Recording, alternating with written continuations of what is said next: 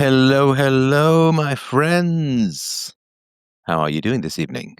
It is Stefan Molyneux from Free Domain, shop.freedomain.com for your merch, and peacefulparenting.com for a very, very good book on parenting, and freedomain.com/donate to help out the show. And I am keen to hear from you.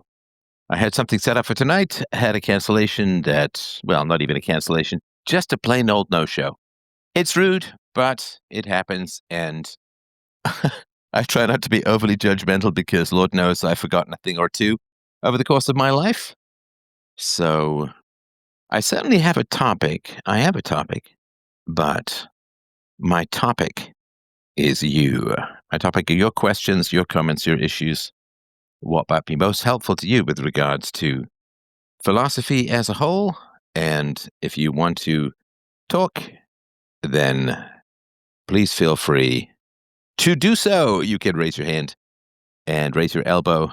You can even raise your butt if you're doing yoga, and I will try not to give you a Me Too moment, except with wisdom and philosophy.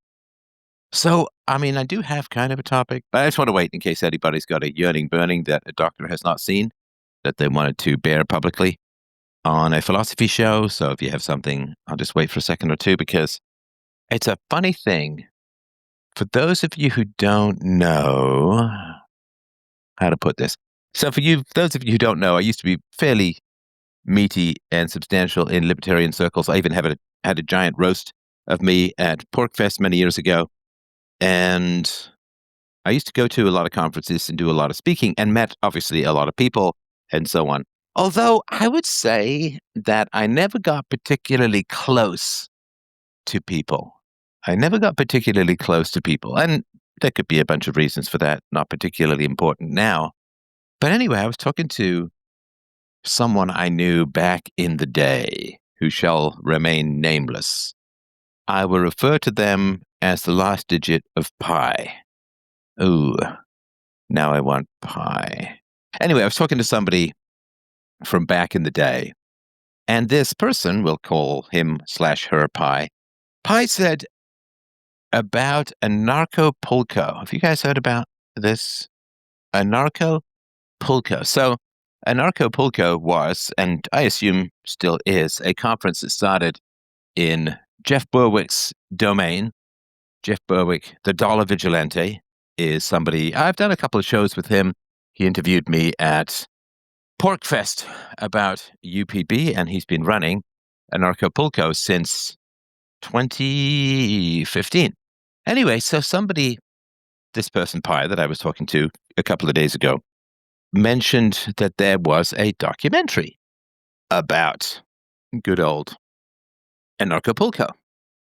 And I was intrigued because, look, I've known people in the movement for quite a long time. The movement of freedom, libertarianism, anarcho-capitalism, whatever you want to call it, the liberty movement. And I've also known people who've gotten involved with documentarians. And let me tell you, my friends, let me tell you, the people who got involved with documentarians who were in the freedom movement, they did not do very well as a whole. They did not do very well as a whole. And so this person who I chatted with mentioned about this documentarian who had spent 6 years covering Anarcho-Pulco from 2000 to 2020, 2015 to 2020, sort of inclusive. And that there was a documentary about it. And I suppose as you get into the slow or not so slow downward slide of life, you get a little bit sentimental about remembrance of things past in the Marcel Proust tradition. So I thought, gosh, wouldn't that be interesting to see people that I've worked with before, to see people that I met at conferences, and how things went with regards to Anarcho-Pulco. And if memory serves, and I don't have a particularly strong memory this way, but if memory serves, I was invited, but I think I was off doing my own documentaries at the time that clashed, or for some reason, Jeff Berwick and I never particularly warmed to each other. I remember having dinner with him years ago and just not feeling any particular connection. There's some people who, they're hard on their sleeves, they're available, they've got that liveliness. And there are other people who are kind of opaque and you kind of half see them through the fog. And that was sort of my experience with Mr. Berwick, who, had himself a very tragic childhood. I'm not telling tales out of school. This has gone into directly in the documentary. He said that his own father did not say more than 30 words really to him over the course of his own childhood. And so I never went. But yeah, it is still running. It's going to be in Puerto Vallarta, February 15th to 20th, 2026. So I booted up this documentary. You can get it on Crave, Crave. I booted up this documentary. There's a 6-part documentary on the Liberty Movement. And it's a little bit frustrating for me, just because I know the ideas and arguments that are behind anarcho-capitalism, the non-aggression principle. And Mike Cernovich was saying that the non-aggression principle was invented.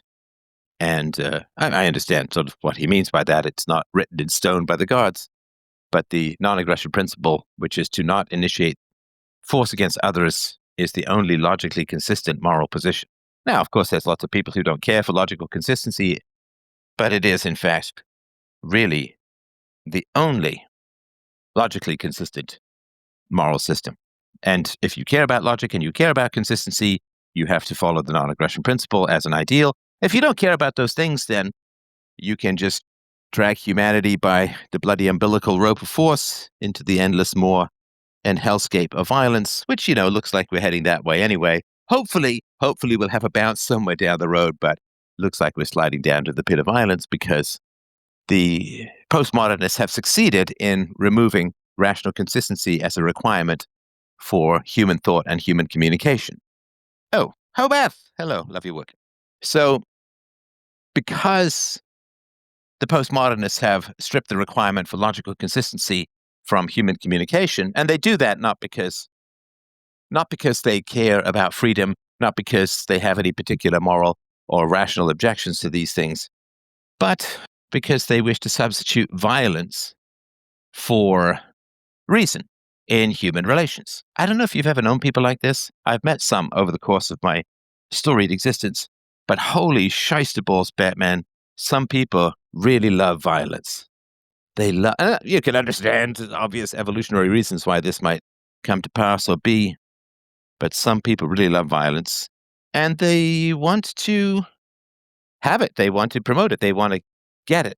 And it's funny because the people who promote violence in the abstract intellectual sense tend to be the most tubby, pasty, out-of-shape, lardy, spineless, boneless jelly beasts in the known universe.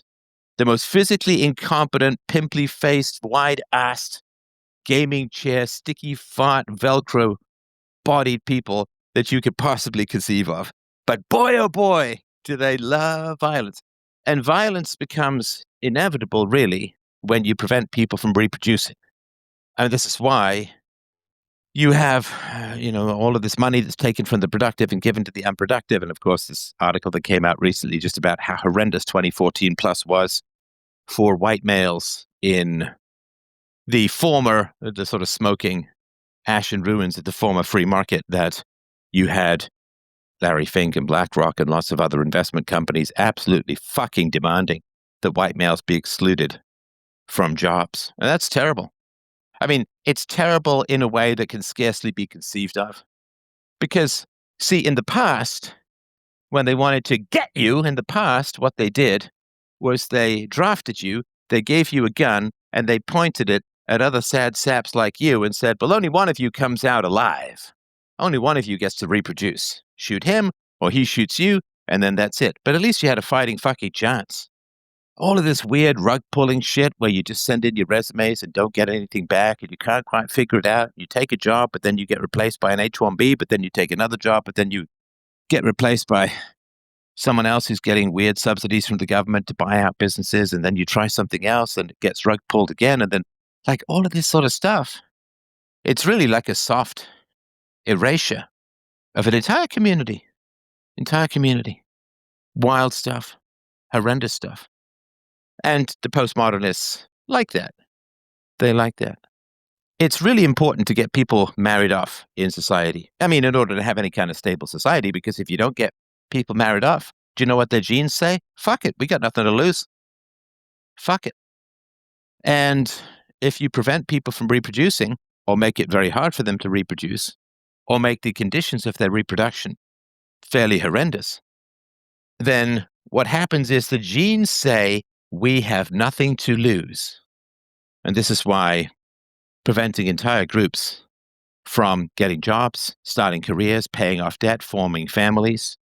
And it's half the government and half the boomers, right, to be honest, not just because the boomers vote for this kind of intergalactic assholery, because the boomers are setting fire to their money in an orgy of self-indulgent hedonism before they finally get tipped into the graves by the inevitabilities of time.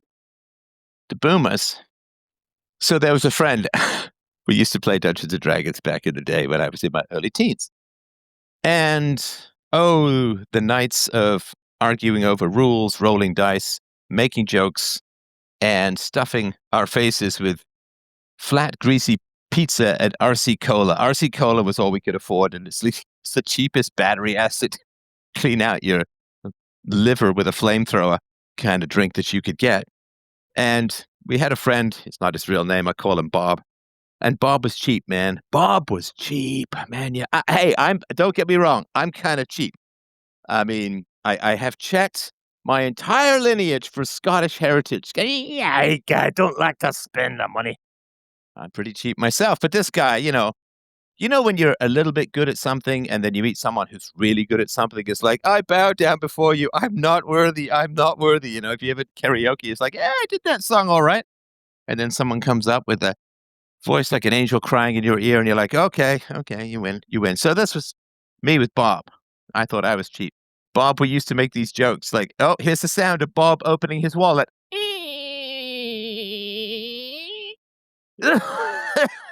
Oh my God, there's so much dust. The moths fly out. And one of the ferocious arguments we got into with Bob playing for D&D one night was that we each owed $4 for a pizza. And Bob had a $4 coupon and was absolutely insistent that this was his contribution. To which, of course, people said, well, what if other people had coupons? There's only 1%, but they don't anyway. So it was kind of like, it was an interesting argument about economics. But Bob, being one of the cheapest skinflints conceivable, has nothing on the boomer. I had nothing on Bob, and Bob has nothing on the boomers. The boomers. Oh my gosh. Like somebody was writing the other day on X about how, well, if your house doubles in value, that's a real asset. It's like, it's not. It's not a real asset. It's bullshit. It's made up nonsense. Hey, the price of everything has doubled and the value of your house has doubled. Therefore, your house is worth exactly what it was before.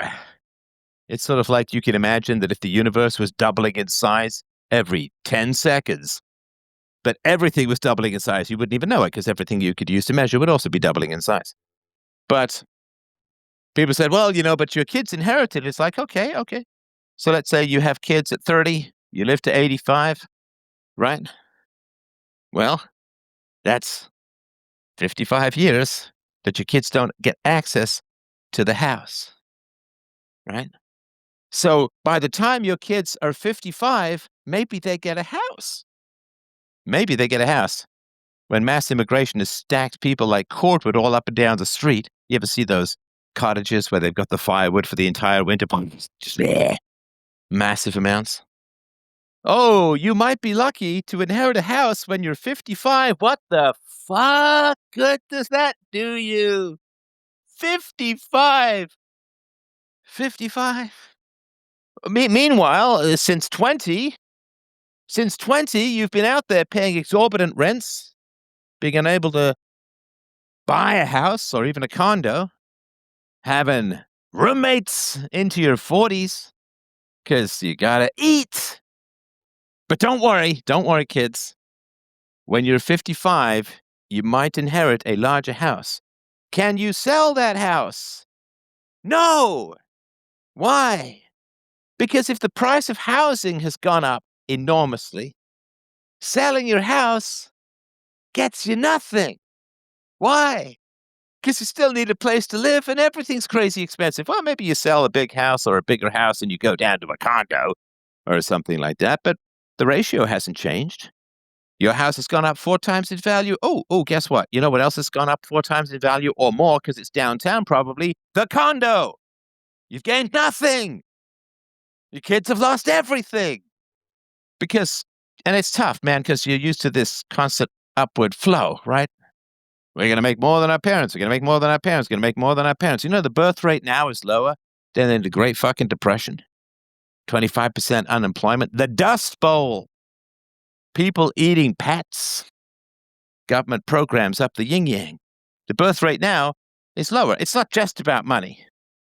It's not just about money.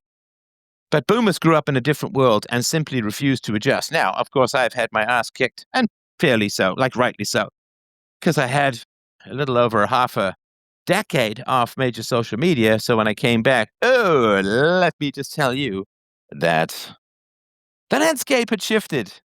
Oh, not just a little bit. It really has been the biggest shift in the mental landscape from when I was kicked off major social media platforms in 2020 to when I came back in 2025. I mean, it's an entirely different planet. And I did post to say thank you to everyone for being patient with me as I sort of adjust my mental goggles. All the stuff that was staggeringly radical when I was talking about it 10, 15, 20 years ago is now fairly commonplace. Maybe I had a tiny little bit to do with that, but it's an impressive thing nonetheless to see just how much the landscape has changed to something approaching sanity. Now, it could be that the leftists have got everything they wanted so they can let us torment each other with things we can't change, facts that will have no effect on things. But nonetheless, it's good to be able to talk about them, even if all we're doing is laying the Pompeii-like frozen statue foundations of truth so that people can understand the pantomime of what went wrong in the next cycle of civilization, should we be able to get a hold of one after AI and surveillance tracks us without the high physical labor overhead of former totalitarian regimes. But hey, maybe the purpose of capitalism was to deliver surveillance methods to totalitarians so we can never be free. But maybe space aliens will come across and free us at some point. It's a short story I wrote many, many years ago called Space Aliens from Luxembourg. So I was looking at this conference stuff, and it's some sad stuff, man. It's some sad stuff. Radical communities are full of broken people. I'm not putting anyone here in that category. So radical communities are full of broken people. And I mean, I would argue that we're all broken to some degree or another. You can sew it up, but you still feel the tear. And, maybe some of us are broken. I hope some of us are broken like how muscles get broken, because you got to tear muscles. You got to tear muscle fiber in order to build muscle. That's why it hurts sometimes. Like you work a muscle to failure, and it's because it's dying in order to be resurrected as something slightly larger. It's like shooting your dick to get a permanent boner. I don't understand biology. It's kind of how it works. I'm no expert. But some of us are broken in a way that makes us stronger, and some of us are broken in a way that makes us weaker. And a lot of people run to the liberty movement to get away from responsibility and consequences. And a lot of people run to the liberty movement because they want to do a lot of drugs to self-medicate bad childhoods. And OMG, the bad childhoods that are revealed in this. There's sort of two main characters, a young man and a young woman. The young woman's mother was mentally ill, a drug addict, 5 kids by 5 different fathers, eventually got so crazed on drugs she ran out to a highway and got hit by 2 vehicles and finally creamed by a third, a semi. And that was her childhood. And her boyfriend, her boyfriend's father killed himself when he was 1 year old. And then he was, the young boy, the little boy, the toddler, was diagnosed with a whole bunch of, what was it? Manic depressive, or the new, I can't remember the new, the lithium stuff, right there. And nobody really looks into what happens to these people's childhoods. They just look at the oddities that they appear to have grown into. And yeah, they're interested in liberty, and what they really want is liberty from rules. A lot of people are drawn to voluntarism or anarchy because they think it means no rules, when it really means no rulers, which means you have to have self-rule. So I would recommend watching it. It's very interesting. It's quite sad. But it's well worth watching to lift a lid. I mean, there's a murder. There is a kind of a suicide. A guy drinks himself to death who was a former organizer of the meetup. There's, of course, the crypto rise and fall that went on 2015 to 2020. There's the crypto rise and fall. People are in the money, and then they're out of the money, and they spend like crazy, and then they're broke. And it's quite a tale. And it's called The Anarchists, and you can get it on X. All right, so let's get to you, the callers. Bradical. Sorry, just Brad. If you want to unmute, I'm all ears. So, hey, Stefan. Long time listener, first time speaking to you. Is there any particular topics, or are we just allowed to ask any questions? You are entirely in the driver's seat, my friend. I will speak on just about whatever you like. Okay, thanks. So maybe about Bitcoin. Do you think Bitcoin long term can succeed as like the greatest system of money, or the best, purest form of capital or hard money system, if the majority of people don't aren't reading Murray Rothbard or Saifedean Ammous or that sort of thing, or getting into Austrian economics or that sort of stuff? Does it require mass adoption in that way? It's a big question. Let me make sure I understand it at its detail. So, are you saying, or are you asking, can Bitcoin become a standard of currency that's going to displace and hopefully replace government gunpoint fiat currency if the majority of people don't understand anarcho-capitalism or sound money theories and so on? Yeah, sure. Basically, yeah. I mean, Okay. I think a lot of How old are you? I'm 30. 30, okay. So you weren't around for the email revolution. How many people who switched from physical mail to email understood TCP/IP? Probably very few. I don't understand it myself. Okay, how many people who switched from rotary dial phones wired into the wall to cell phones understand cell phone technology? Again, probably a very small percentage of people who use cell phones. Okay, how many people who like self-driving cars understand computer code or how the self-driving car operates? Sure. Yeah. I'm sure it's a I'm very sorry, small I'm just sort of pointing out that general understanding of abstract principles and scientific facts is certainly not required if the technology is user-friendly enough. So when I first got on the internet, it was like an infinite DOS. You had to type everything. And there were a few people who were kind of building graphical layers over that, but they were sort of few and far between and very sort of specialized and localized. And I remember it was a college roommate of mine who I was visiting at Simon Fraser University way back in the day, who showed me a web page HTML, and I literally got goosebumps all over my body. Like, this is going to change absolutely everything. That you now have an infinite library of human access from thought to thought. And so it's one of the reasons I kind of got into tech, was this sort of an understanding of just how powerful that was going to be. And people liked web pages, but they didn't know HTML. So a knowledge of the reasons why Bitcoin is better, and understanding of blockchain technology is not needed for wide-scale adoption. What is needed for wide-scale adoption is hatred. Hatred of war, hatred of the parasitical classes, generally the rich and the poor, that feast off the stolid bourgeois labor of the middle classes.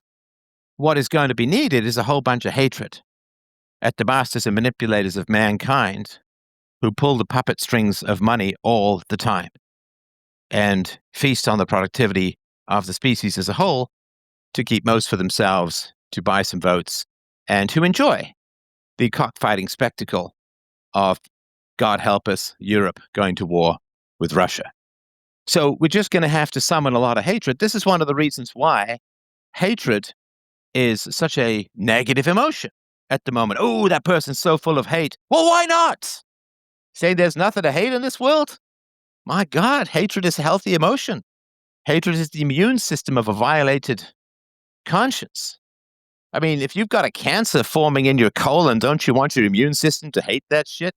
This is why, hate speech. Oh, this person is seething. Oh, they're so full of hatred. It's like, my God, I don't trust anyone who can't experience the emotion of hatred, because it means they have no capacity for virtue, and they have the protection instincts of your average carcass, open intestines sunward on the African veldt.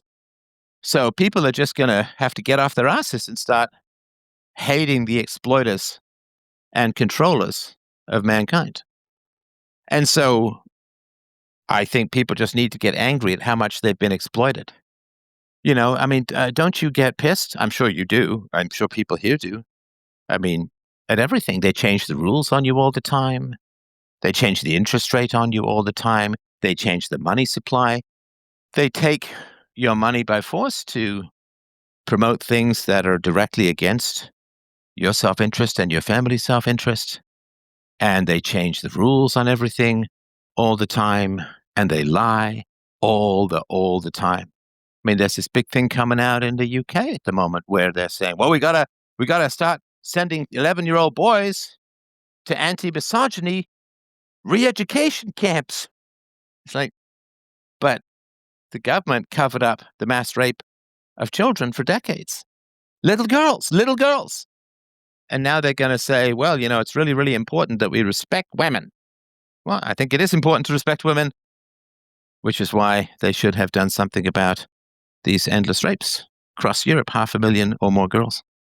So I think it is just about tapping into people's hatred of being exploited. And yet people are very uncomfortable with the emotion of hatred. They think that if you hate something, you get violent. And I mean, I'm sure that's true for really volatile people or maybe not intelligent people, but if you're an intelligent person and you hate, then you just plan, you communicate, you are clear about the morality of the system or the evils of the system we're currently trapped in. And people are going to have to close their hearts. You know, it's good and great to have an open heart to people who you care about. It's good and great to have an open heart to people who are also sympathetic and empathetic towards you. But there are like half the citizens in many countries around the world these days are living off the economic jugulars of the other half. And this is just not a sustainable situation. You know, the idea behind charity is there's a whole bunch of people with a lot of strength and shoulders, and they can carry a few people in a cart. But as the government takes over, quote, charity and turns it into the welfare state, which is just vote buying and the degradation of poorer neighborhoods, you end up with more and more people on the cart. And finally, there's like one guy and one woman just straining and pulling at the cart while everyone's just yelling and screaming and calling them, I don't know, sexist, racist, homophobic, misogynist, whatever, right? And eventually you just have to say, no, I mean, we're done. We're done with this. This is not working. This is terrible. And people are going to get very angry. They're going to get very angry. And we saw what happened in America when the sort of free government food stuff was even potentially threatened. People just went nuts. And it's, you know, unfortunately, we've got a lot of people addicted to one of the worst drugs in the known universe, which is fiat currency. And the cure is Bitcoin. But people are going to have to start having some pride in their productivity, which means having less and less patience with the emotional manipulation that come from those who are dependent on them. And again, I'm not talking about violence or anything like that. I'm just talking about clarity, planning, and moral certainty. So I hope that's not too long a speech, but it's not that people have to understand Murray Rothbard or Hayek or von Mises or any of the other great thinkers in the liberty movement, but people are going to have to start getting angry at being exploited in this kind of way. You know, you put your You ever get that? I'm sure you've had this where you got your first real paycheck, that wasn't like, I don't know, for me, like a paper route or a waiter. Well, I got my first real paycheck when I worked in an office. And it's like, oh my God, I thought I was getting X amount of dollars. And it's like nothing. And I was like, yeah, my first job, $40,000 a year. My first real job. That's good money. It's good money. So I did that. Okay, it's $20 an hour, 40 hours a week. That's like $800 a week. Man, it's 16, 3,200 bucks. That's great, man. And then you get these fucking scraps after everyone's got their fingers in your pie. You're left with 3 bits of crust. Oh, and then you take that stuff home and, I got to pay tax on everything I buy. Oh, I bet you half my rent is property taxes. Got to pay taxes on the heating. You're nothing. You're left with scraps. Nothing. People at some point have to get tired of it and work peacefully and reasonably for something different. And boy, oh boy, is Bitcoin a beautiful off-ramp for that. And people are just going to have to recognize that the road ahead leads off the cliff, and you got to get off that and get onto something else. Does that make sense? Hopefully that helps, and feel free to poke holes in whatever I've said or ask anything else. Thanks. Yeah, that's very interesting. Yeah, I think fiat currency is behind so many of the evils and the depraved things that you just talked about. At the root of all of that. And I've thought Bitcoin is such a beautiful, sound money system and such a great protocol to unwind a lot of that. But there's part of me that's always thought, okay, like I can't expect 99% of the population to be kind of pointy-headed Austrian economists like that. But no, what you just laid out is a pretty interesting perspective. And if you had a serum that gave people immortality or had them live for 1,000 years, Methuselah style, would you start by handing them a book on the biochemistry of how it all operated? Would you start selling it that way? no, I'd probably start marketing it and selling it as to how great you could die for eternal youth and immortality. Okay, so what would you say? This doesn't mean I'm right. I was a marketing professional for some years. So what would you say to sell a potion of immortality? You can drink this and live healthy forever. Yeah, okay, but that's not very emotional. What is people's biggest fear other than public speaking? It's dying. Sure, yeah. Right. Don't you hate that you have to die? Don't you hate it? I mean, what is makeup? Don't you hate being ugly and being rejected? What is a gym? Don't you hate being weak and picked on? What is clothing? Don't you hate the disrespect that comes from dressing badly, and don't you want to cover up your body's flaws? What is Spanx? Don't you hate your bulges? Don't you hate your muffin top? Now, of course, there's some desire for sure, but marketing has a lot to do with people's fears. And what we fear, we also hate.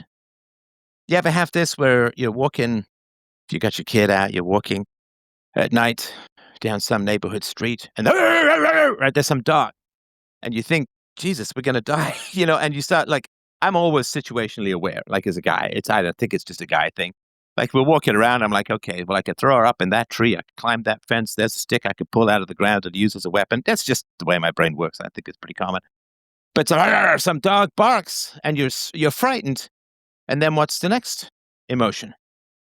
All right, I'll answer. The next emotion is, this is a combo, right? But the next emotion is anger. I'm now angry that you frightened me. You see these scare cam videos where people like scare someone coming around the corner, and half the time they get hit in the face. This person's frightened and they get angry. So with Bitcoin, it's not about Reed Rothbard. I mean, that's fine.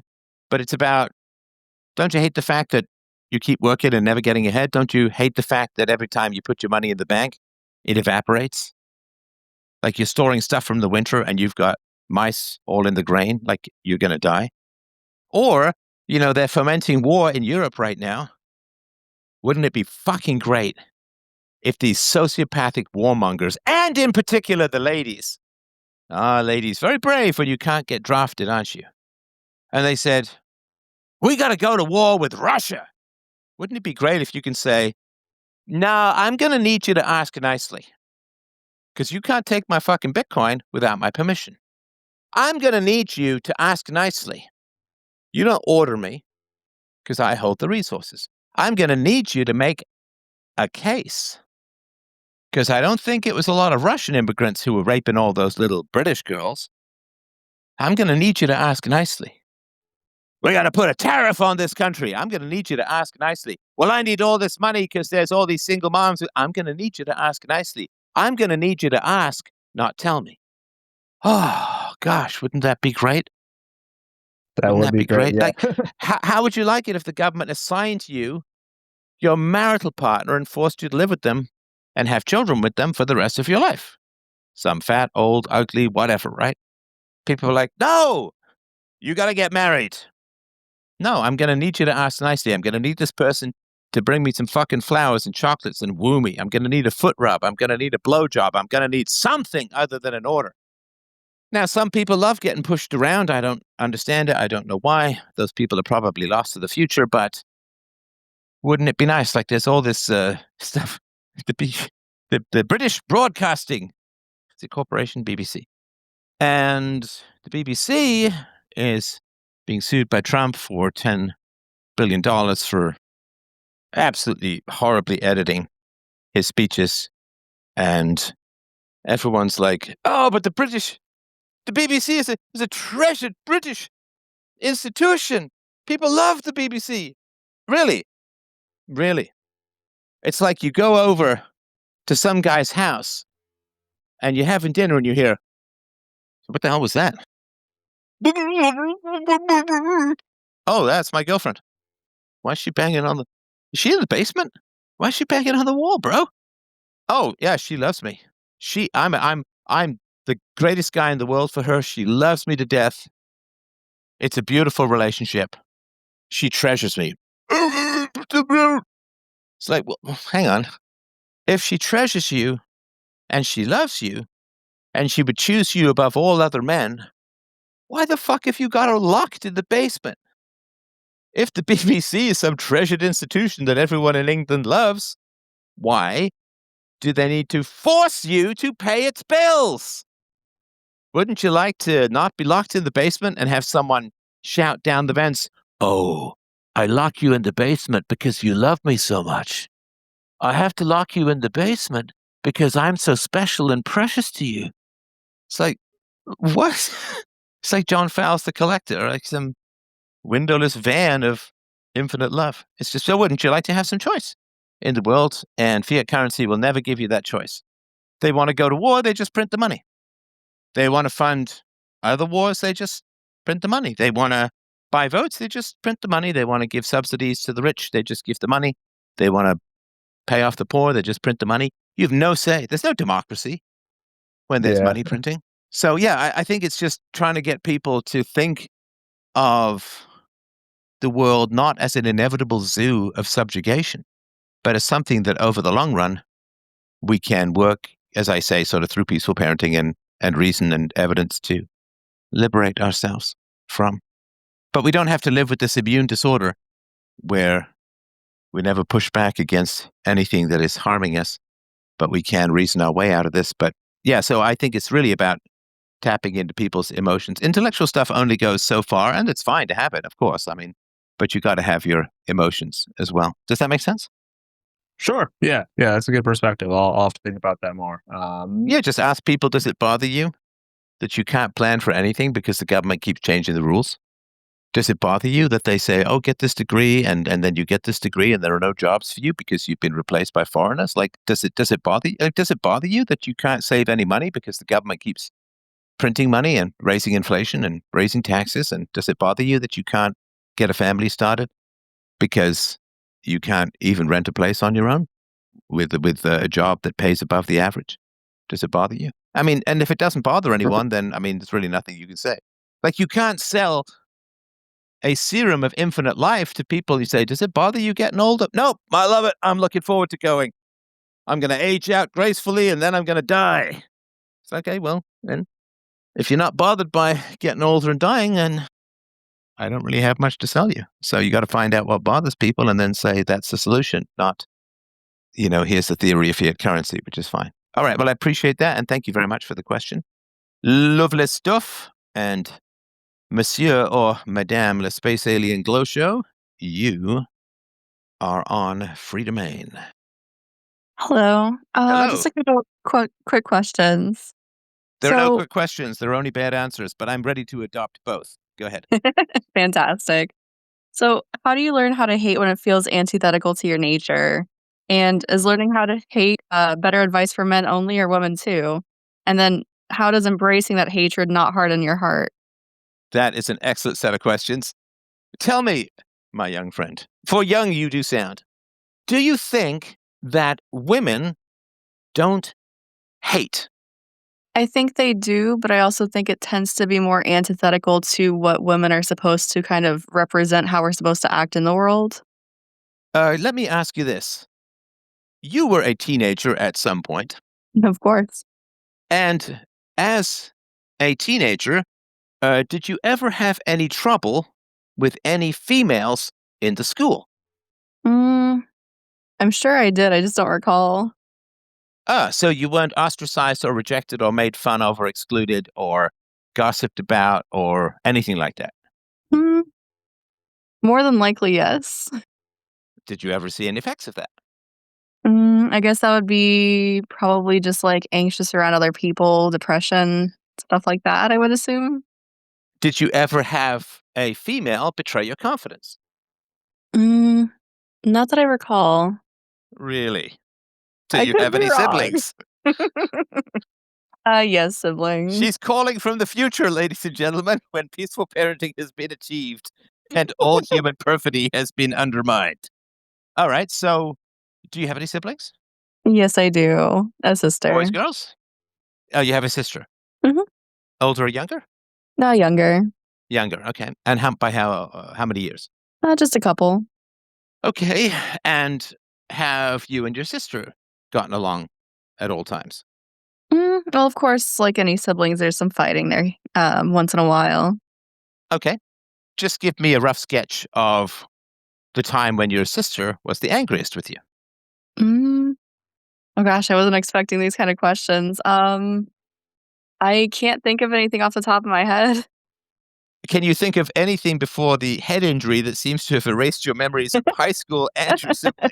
Well, we had conflicts, but it's all kind of hazy because of the head injury. No, I'm just kidding. All right.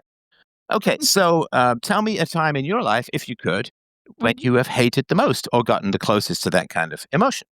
Mm, probably a bad manager, bad boss. A bad boss. Okay, and how bad? Like screaming bad or giving good shifts to favorites and bad shifts to non-favorites based upon criticism, or like what are we talking? Uh, a little bit of all the above, basically. Okay, and from 1 to 10, 1 being mild irritation to 10 being fantasizing about masonry falling on his head, how angry did you get? Maybe about a 6 or 7 tops. Okay, and for how long did that last? Maybe a year or two. Okay, so you spent a year or two kind of hating someone. I feel like hate would be too strong of a word, but yeah, I guess just angry with I mean, them. 6 or 7 is that's why I said kind of, right? Not like I'm not Mhm. saying you woke up with his head in a bag in a bowling alley. Okay. All right. So then you did have the experience of anger and hatred. I've experienced female anger and hatred. I may, in fact, by the end of this conversation, if I keep annoying you. Fair enough. But no, I myself have experienced female anger and hatred, and certainly I have. I remember in high school how destructive some of the girls could be towards others, how ferocious they were in policing social groups and in attacking oddballs and quirky people and so on. I also, let me ask you this. Mhm. How far in love, 1 to 10, 10 being like not obsessive or like psyche stalking or anything, but 10 being like the most perfect devoted love, 1 being, yeah, I guess I could do a coffee with him. So, how far in love would you say you have gotten as an adult? Mm, I would say up to 10. I've been married for 9 years now. Oh, fantastic. Beautiful. Okay, that's perfect. I appreciate that. And congratulations, by the way. Thank you. And do you have any kids? No, not yet. Not yet. That's It's a 9 long years. story. It's a 9-year story. Do you want to have kids? Yes. Okay. Good. Well, I obviously fingers crossed, and I absolutely wish you the best. Thank you. So, okay. So if someone did great harm to your husband, would you hate that person? Yeah, I would say so, actually. Okay. If you have kids, someone does great harm to your kids, would you hate that person? Yeah, I would say so. Right. So love and hate are two sides of the same coin. Whatever we love, we hate what harms or destroys it. I see what you're And so saying. when you say women don't have the capacity or women, hatred doesn't come naturally for them, what I hear is either women are enormously disloyal or women don't love. And I don't Mm. believe either of those things. Because if you love someone, you hate what harms it. And if you love someone and then say, I'm indifferent as to what harms them, then nobody would believe that you love them, if that makes sense. I see what you're saying. So to love without the capacity for hatred is not love. So Because to love is to want the very best for someone. And if someone harms that person, we would hate them. Sorry, go ahead. Oh, you're good.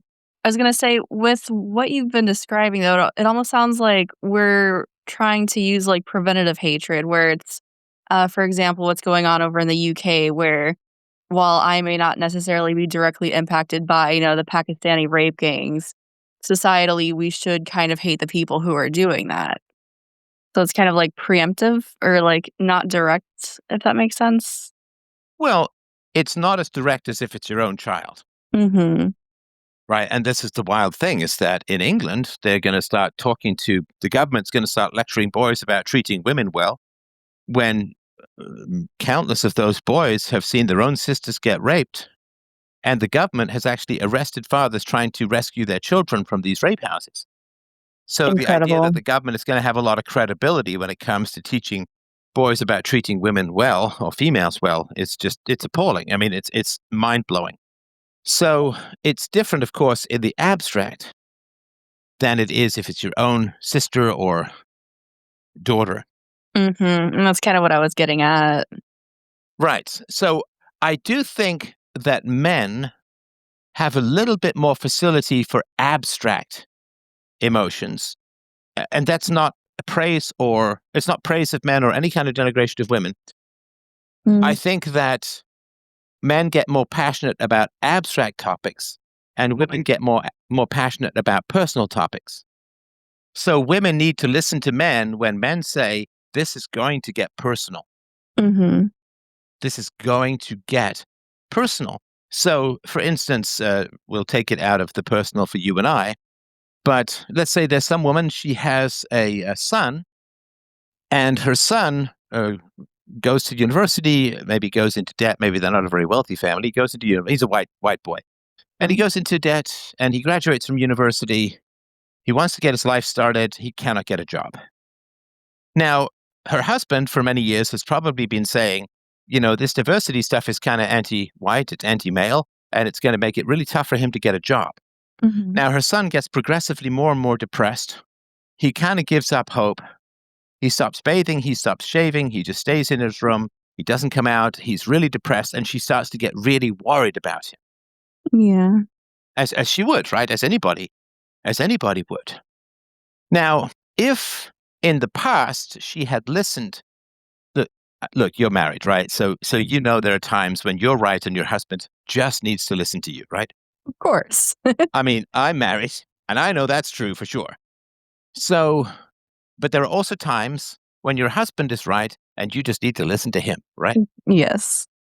So, women are really good, like let's take the evolutionary side of things. Women are really good at figuring out the dangers that are really close, and men are really good at figuring out the dangers that are further away.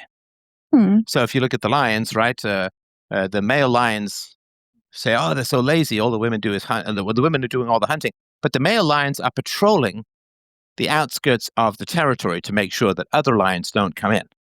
And take the prey or attack the cubs or whatever it is, right?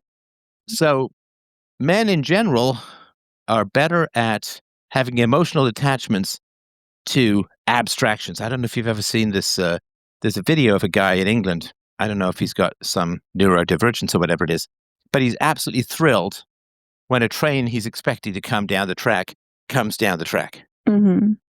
Now, can you imagine women being super excited that a train was coming down the track? I mean, there probably are, but probably few and far in between. Yeah, I mean, of course, these are all overlapping circles, but it would be much fewer. Men tend to get more emotionally invested in abstractions and things that are distant, and women tend to get more emotionally invested in things that are more close and immediate. So if you take particularly sort of the Siberians and the Northern Europeans, the peoples, because, there were sort of two grave dangers to our lives back then. One was predators that were close by, and predators could be like mice and rats and so on. Like one bite could get your kid infected, and half the kids died. And so women would keep the houses clean and would keep things kind of spotless. And this is why women. I mean, let me ask you this: has it ever bothered you that your husband drops crumbs? A little bit. A little bit. Do you know why that is? Just because it's something that's already been cleaned and should stay that way? No. It's because crumbs bring mice, and mice bring disease, and disease brings death. It's just an evolutionary thing. And you're right. You're right, for sure. But, and mice, of course, crumbs also bring insects, and insects can ruin food, and so on, right? So women like to keep places clean, and men don't particularly care because we're focused on long-term dangers. So in colder climates, women have to keep the place clean, and women have to keep their eyes peeled for mass droppings, and they just have to be hawk-eyed about keeping the environment clean so that things don't harm the children, and it's more immediate.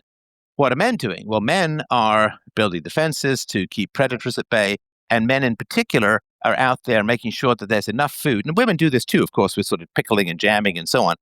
But men are out there really working hard to double, triple check everything to make sure there's enough food for the winter. So women are dealing with the more immediate dangers, and men are dealing with the more abstract and time-based dangers, both of which are completely essential. We're an incredible team as men and women. So do men or women tend to focus more on politics? I feel like mostly men. Yeah, because it's a long-term danger. Do men or women tend to study more military strategy and the Roman Empire? Definitely men. Right, because those are abstract things that we need to learn that lead to very immediate dangers so that we can be informed and help people understand things politically so we don't get our asses drafted and shot. Because women can't be drafted, right? So women don't fight generally in wars, right? So men and women are both focusing on different things. So one of the things that's really left the West unprotected is men are very good at seeing long-term, slow-moving dangers, and women, with all of your beautiful, wonderful skills that keep us all alive, are not particularly, or have not evolved to be particularly attuned with that, if that makes sense. And just as, has your husband ever wanted to go and see a movie or go to a restaurant in track pants? Or do you have him well trained by now? Well trained. He doesn't even own track pants. He doesn't even own track pants. You haven't emasculated him. This is why you're having trouble having kids, or no? No. He wears slacks. It's nice. It's nice for you. For men, track pants are bust. But I've never seen a human being's eyes. Well, I guess two things where you see human beings' eyes widen, and a particularly fantastic magical trick like making a whole plane disappear, or a woman seeing what her husband is willing to go out in public wearing. It is almost beyond horror. But and she's right. I remember after I'd worked from home for a while, and shortly after I got married, I'd been working from home, writing books for quite some time, and then I got a job in the corporate world. Pretty casual place and all of that. And my wife was like, "Okay, well we need to get you some new clothes." I'm like, "What? Why? I haven't gained any weight." And she's like, "You were last in the business world some time ago. Like, we need to get you some new clothes. And I'm like, I brought the clothes out. I'm saying, like, they don't have holes in them. They not super frayed on the bottom. And she's like, you're an executive. Put on some nice clothes. And who was right? Definitely her. Definitely her. Absolutely. Absolutely. Now, of course, I went to work and I wrote like 5-year business plans and all this stuff, very abstract, and I was very passionate about all of that sort of stuff. And so I had a job dealing with abstractions. My wife practiced psychology, so she was dealing with people and emotions and Fascinating. all of that kind of stuff. Yeah, yeah. So with regards to hatred, men tend to have anger and hatred towards more abstract things. And they try to warn their wives, and the wives often don't particularly care. Right? You know that meme where the woman is sitting in the car, kind of chuffed, and her husband is driving, and she's like, how is it possible that my husband knows everything about economics, politics, Bitcoin, business, geometry, even, but not when I'm upset? So I think if men need to listen to women more, for sure, and women need to listen to men more, because we have been pounding this drumbeat of demographics and DEI and and this sort of postmodern subjectivism and all of this. And for women, I've literally seen women, because we men can be quite observant, not often, but sometimes. And I remember talking to women about this decades ago. I could literally see, because women can be quite polite, I could see the yawn. Have you ever done this, the yawn with the lips closed? Yes. Very subtle. Very subtle. She's either chewing invisible gum or I wouldn't say boring the pants off her, because that could be a goal for a male, but clearly not interested. And trying to say to women why this stuff is important can feel a little, it's like, it's just so abstract, I mean, I remember, of course, once with a girlfriend, I was chatting with a friend of mine on the phone, and we talked for about an hour. He was a professor of economics. We talked a lot about politics and economics, and it was great. And she was horrified at the call. Why so? She's like, how is he doing? I'm like, I mean, he's good. No, but you just talked about all these abstractions. It's like, yeah, that's what we do. I mean, how's his wife? I don't know. I mean, I think I heard her in the background. If there was a problem, he would have told me. And she was just like, what was the point of that conversation? And it's like, we're men. This is what we do. We guard the perimeter. We look at the deep distance. We see the conclusion in the equation. We taste the cake by glancing at the recipe. And so I understand when you say, well, women's nature is not to feel this level of anger or hatred or hostility. And it's like, well, it is. It's just in a generally different context from men. In other words, if somebody harms your family, you're angry, you're enraged. And we see that harm coming from a great distance. And we sort of try to say to women, this is going to go badly. This is unjust, wrong, unfair, bad. And of course, one of the reasons that men and women are encouraged to disconnect from each other is that those who want to do our culture harm, the men can see it coming, and then we try to warn the women, and what do the women say? Stop controlling me. Well, or it's like, there's this question, okay, well, how has mass migration affected you directly and personally? And it's like, that's a question that blends both male and female into an unfathomable tapioca-style goop.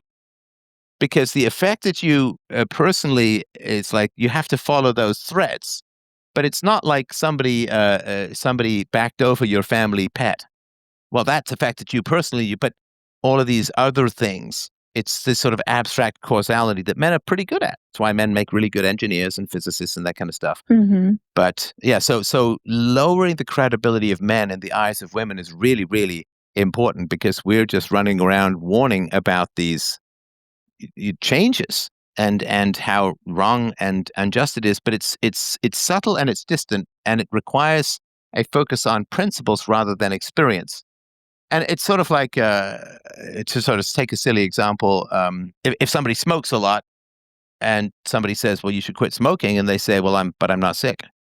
Like, that wouldn't make much sense, because you're not sick till you're sick, right? Mm-hmm. But for women, and of course throughout most of human history, there was very little you could do to not get sick because the water was foul and there was almost no soap and bacteria was everywhere and there was no antibiotics or anything like that. So, but there are things that we can do, and what men are trying to do continually is to warn women about like the creeping communism, the creeping socialism, and the sort of anti-white agenda and so on. And women are like, I kind of get it, but it doesn't quite hit them in the feels. It doesn't quite hit them in the visceral way.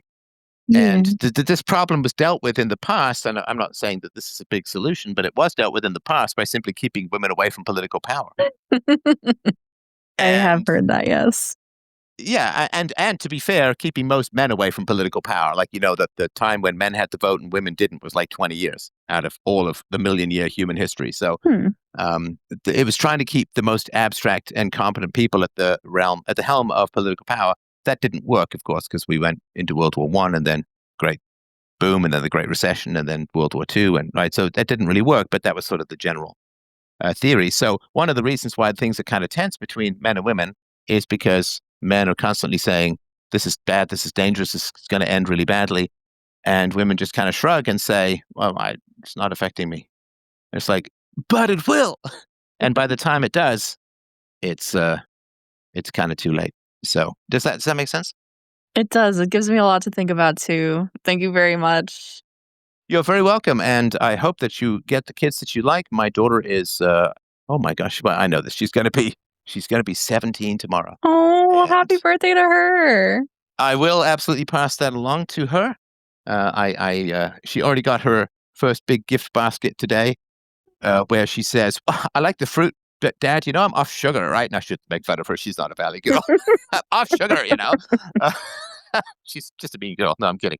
But yeah, so it's a beautiful, wonderful experience. I hope that you and your husband, and of course, I hope that everyone here who's childless experiences this. It's an absolutely amazing and wonderful experience to go from a toddler who can't sit up to somebody you teach to drive in the snow. It's just amazing. It's just amazing. All right. Well, thanks for the call. I really do appreciate it. You're welcome back anytime. And yeah, it's tough getting angry. I mean, that there is a kind of thing where you get angry and people are like, whoa, hey. Like this was it last night. I was ranting and raving about society's indifference to child abuse. That's got to be something that we're okay getting angry about, isn't it? And somebody was like, oh, you're being super mean to the caller. And it's like, no, I'm not being mean to the caller. I'm just being passionate. All right.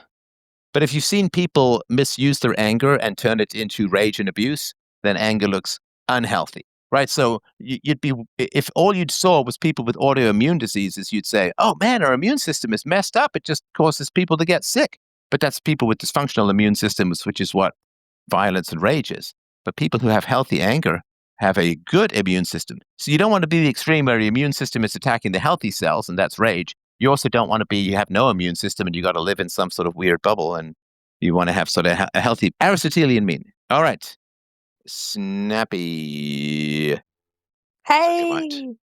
Well, I think it's so interesting about this kind of, back and forth around all of these different words because, I mean, there are a lot of different ways to feel negatively about something or someone. And I totally agree that anger is a healthy emotion. And in a lot of ways, we demonize that in modern society, but that ends up crippling us because it's an important signal for when we've been wronged.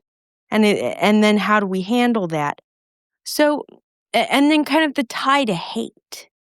And how hate, you said that really, really interesting thing about how hate is sort of this flip side of love and is a reaction to protecting the things we love or fearing that we need to gear up to protect the things we love.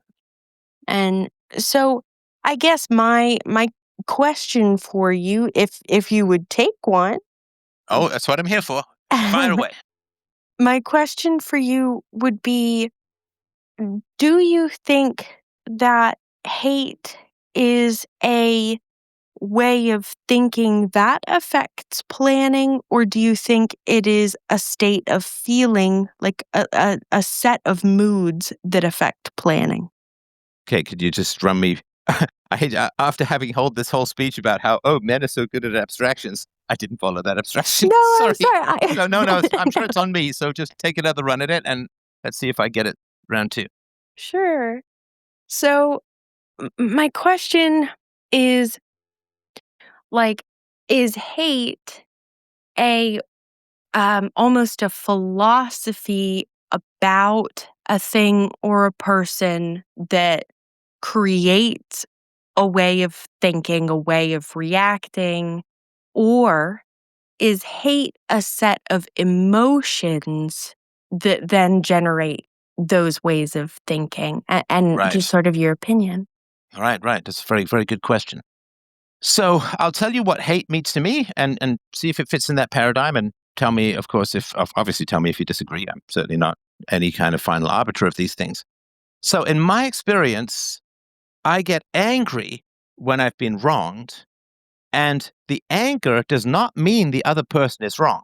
It simply means that I have perceived that I'm wrong.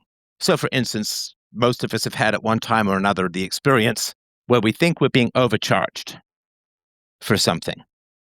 And if you've ever, then you feel sort of mildly annoyed, maybe irritated, maybe a little bit angry. And you then, call the waiter over, you go up to the cashier and you say, I think I was overcharged here, right? Now, if they have made the mistake, then they will take the charge off and apologize, and all is good, right? If you have made the mistake, in other words, if you ordered something and forgot about it or something like that, like maybe you've had a super long dinner and you forgot that you had the garlic bread at the beginning or something like that, right? Then you apologize and, oh, you're right, I'm so sorry, thank you for clearing that up, and hopefully you leave a little bit of a better tip because you made a mistake. Does that sort of, I think most people have had that experience before, right? Yeah, I agree. Okay. So anger is when you have the perception of having been wronged, and it doesn't mean for sure that you have been wronged. So I remember once waiting for a friend of mine. It was cold. It was winter. We were supposed to meet on a street corner to go downtown. And I got there at 7 o'clock and bro didn't even show up. I was sitting there waiting. This is long before cell phones and all that kind of stuff, right? And he finally showed up at 8 and I was angry. I was like, what the hell are you doing so late? He's like, you said to come at 8.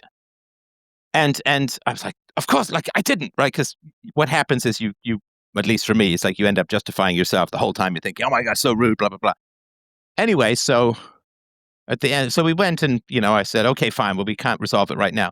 So then I went back to his place at the end of the evening and he played me the machine. He played me the answering machine message and I said 8 o'clock. So I completely got it wrong. And what can I do? I could just say, man, I totally messed that up. I'm so sorry.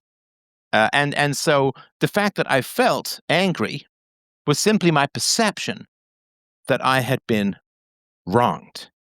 And then I thought he was gaslighting me. So he was adding insult to injury. He couldn't even say, oh man, I totally whatever.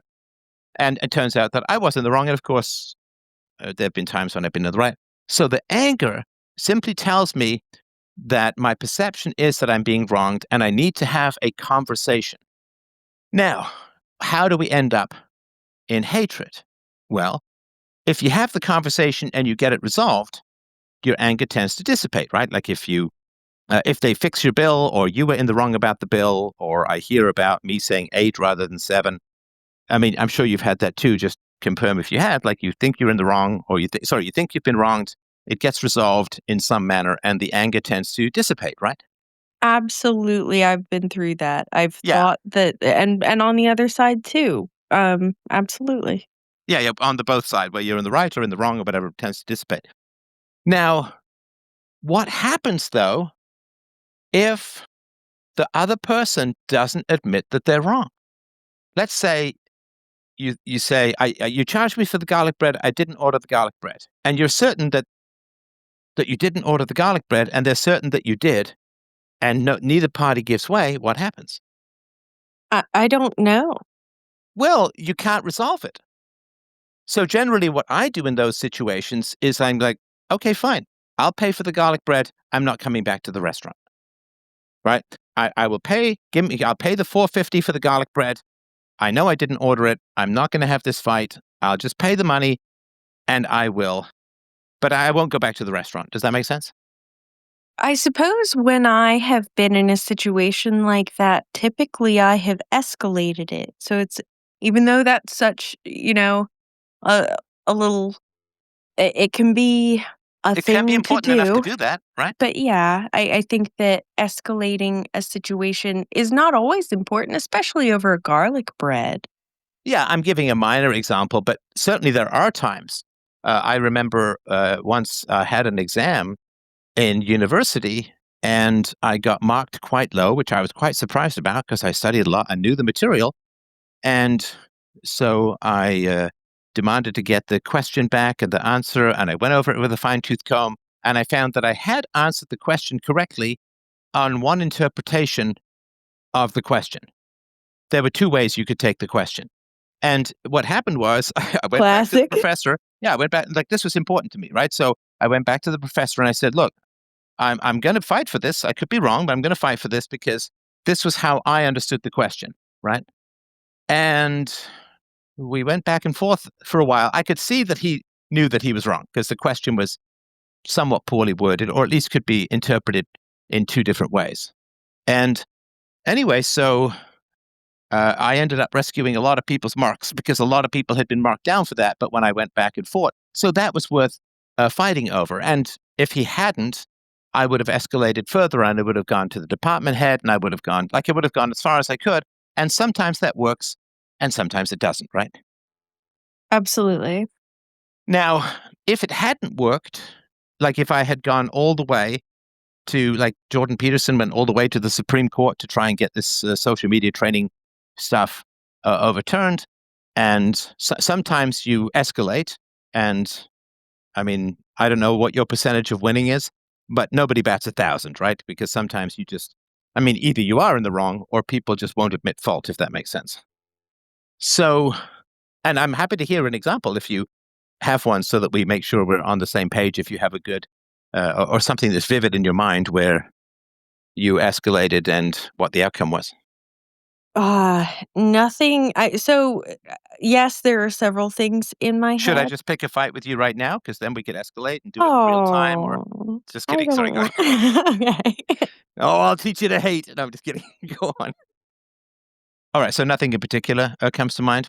Okay, so that's fine. So for me, the hatred comes in when I'm angry, which anger is not an emotion to dominate. Anger indicates an urgency of communication. I'm angry with someone, so I pick up the phone and I say, I'm angry with you. It doesn't mean I'm right. I'm just saying that I am angry with you, and here's what I've experienced, blah, blah, blah, right? So anger says there's an urgent need to communicate to resolve a problem. If the problem gets resolved, then the anger dissipates. If the problem doesn't get resolved, but I don't have to revisit it, right? So if they won't take the garlic bread, and maybe it was garlic bread, maybe it was a $200 bottle of wine, could be anything, right? And maybe $200, I'd sit and fight a little longer. But if I can't resolve the issue, but I don't have to revisit the situation, then my anger also dissipates. Because at least I don't have to go back to the restaurant. Does that make sense? Right. But if this is your favorite restaurant and this waiter's, gonna set you up with some situation, this is the only chef that makes mussels like this anywhere in the world. Right? Okay, I'm not quite a hedonist that way, but no, because if it was my favorite restaurant, I would assume it's because it has good service, and I have credibility there because I've gone there a lot. So they probably wouldn't bother me about the garlic bread. They'd just say, oh, whatever, right? Because to be a good restaurant, they'd have to recognize that keeping my business is more important than $4 worth of garlic bread or something like that. But if I can't resolve the issue, if I can escape the issue, let's say the restaurant was my favorite restaurant under new management or whatever, and it's just no good. So then at least I don't have to get in the same situation again. And then I find that my anger also dissipates. So I'm sure you've maybe known people, or maybe you've been in this situation. You were dating someone and you have fights. And then you try to resolve the fights. You can't resolve the fights. too many fights, you break up. Have you been through that kind of situation? I don't want to think about those things, but that has certainly happened. I have had breakups and they were really sad. Right. Now, do you stay as angry with the person 6 months or 12 months later as you were when you were in the relationship? Sometimes. Actually, with one person with whom I was engaged and then we broke up, I still feel as though that situation had wronged me in a way. And I don't talk about it or think about it often, but when I think about it, um, I'll be thinking about it for a little bit, even though I don't want to be. Right. And the emotions still come back, but it's not quite the same as when it first happened, right? No, it's not quite the same. You're right. Right. So we can remember being hurt, but it's not the same as continuing to be hurt. So if you have conflicts with someone, you can't resolve them, they're unpleasant and too common, then you break up. And the reason why our anger tends to dissipate, in other words, it's not as vivid or immediate, is because we're no longer revisiting the situation in reality, in the real world. We're not waking up and fighting with the person. Like, we may think back on those fights and, oh, that was terrible or whatever, but it's not the same as continuing to be in that situation. Does that make sense? Well, I might disagree having grown up in a small town where Oh, where bro is always at the laundromat. yeah, where Oh, no. you have a One breakup. bar with your favorite restaurant and you can't go. Right. Okay. Exactly. Right. So that's not always the same. Really, the breakup ends up in that case being Come on, almost a you could just resolution. get a hotter guy and rub it in his face. Then you get the joy of vengeance. You can get the revenge body. You can do your Pilates, and you can say, "This moneymaker ain't yours no more, boy." So, okay, so, but it's still, You're very charming. it's gonna dissipate. It's not gonna be quite as bad as when you were still hoping to get married and he broke your heart in that horrible way. So for me, hate comes when I'm wronged and I can't get away, because then my body is gearing up for conflict, like serious conflict, like win-lose conflict. Maybe it's a bit more of a male thing. But it's like if I was in a conflict where some guy was trying to pick a physical fight with me, I would pretend to be gay, try and kiss him on the lips. No, I would try and talk my way out of it, make a joke, let me buy you a drink or whatever. And if he kept pushing, I would try and leave the bar. If he blocked my exit, then I start to hate, because now I have to fight. I don't want to fight, but now I have to fight. I can't escape the situation, and I'm being wronged. And so it's when you can't escape the situation. I mean, so for me, it's like you put your money in your bank and the inflation just eats away at it, and I can't escape it. I guess I can escape into Bitcoin or whatever, like we talked about before. But for me, hate is when I can't reason, I can't escape, I have to fight. I suppose in a lot of ways, a lot of these modern things where the exit is blocked. Again, like growing up in a small town, a breakup, the exit was always blocked. It's a small town. He's going to be at the grocery store. He's going to be at the next concert in the park. He's just going to be there. Yeah. And gosh, that was weird. It's really, really weird. I actually went, so I dated this guy at one college, and then I transferred colleges, and he also transferred, and I am not kidding. They put him in the dorm next to my door. We shared a wall. I shared a No. Are you calling after from hell? transferring colleges. Oh my God. But he wasn't a stalker, right? No, this was the administration. He did Oh yeah, but actually I mean, put he a wasn't like chip in a following you Tesla to your lighter. college, and like he wasn't like. Did you ever wake up in a windowless van or anything like that, or the burlap sack over your head, smell of chloroform? Oh, I don't need to talk about my traumas, but and he did for my birthday at one point wire a tracker into a Tesla lighter And that was its own thing. What he did, he wired a tracker into an electric lighter for my birthday and engraved it with my initials. It was super cool, but yes, it was a tracker. And then, yeah, like the administration at the next college made sure we shared a wall in our Holy pepper spray, Batman.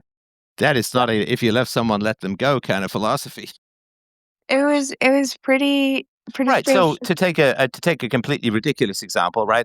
If he'd kidnapped you, you'd hate him because now you can't get away, right? At least you can avoid the guy, or I don't know, ditch the lighter or something like that. But if somebody kidnaps you, then you hate him because you can't reason with them and you can't get away. And this is why a lot of I think like nothing to do with your category, but like school shooters or things like that. It's like they hate the situation and they genuinely feel that they can't get away, and so they just turn feral. It happens to some kids, of course, and some teenagers. Where, geez, maybe it even happened to Nick Reiner a couple of days ago with his parents.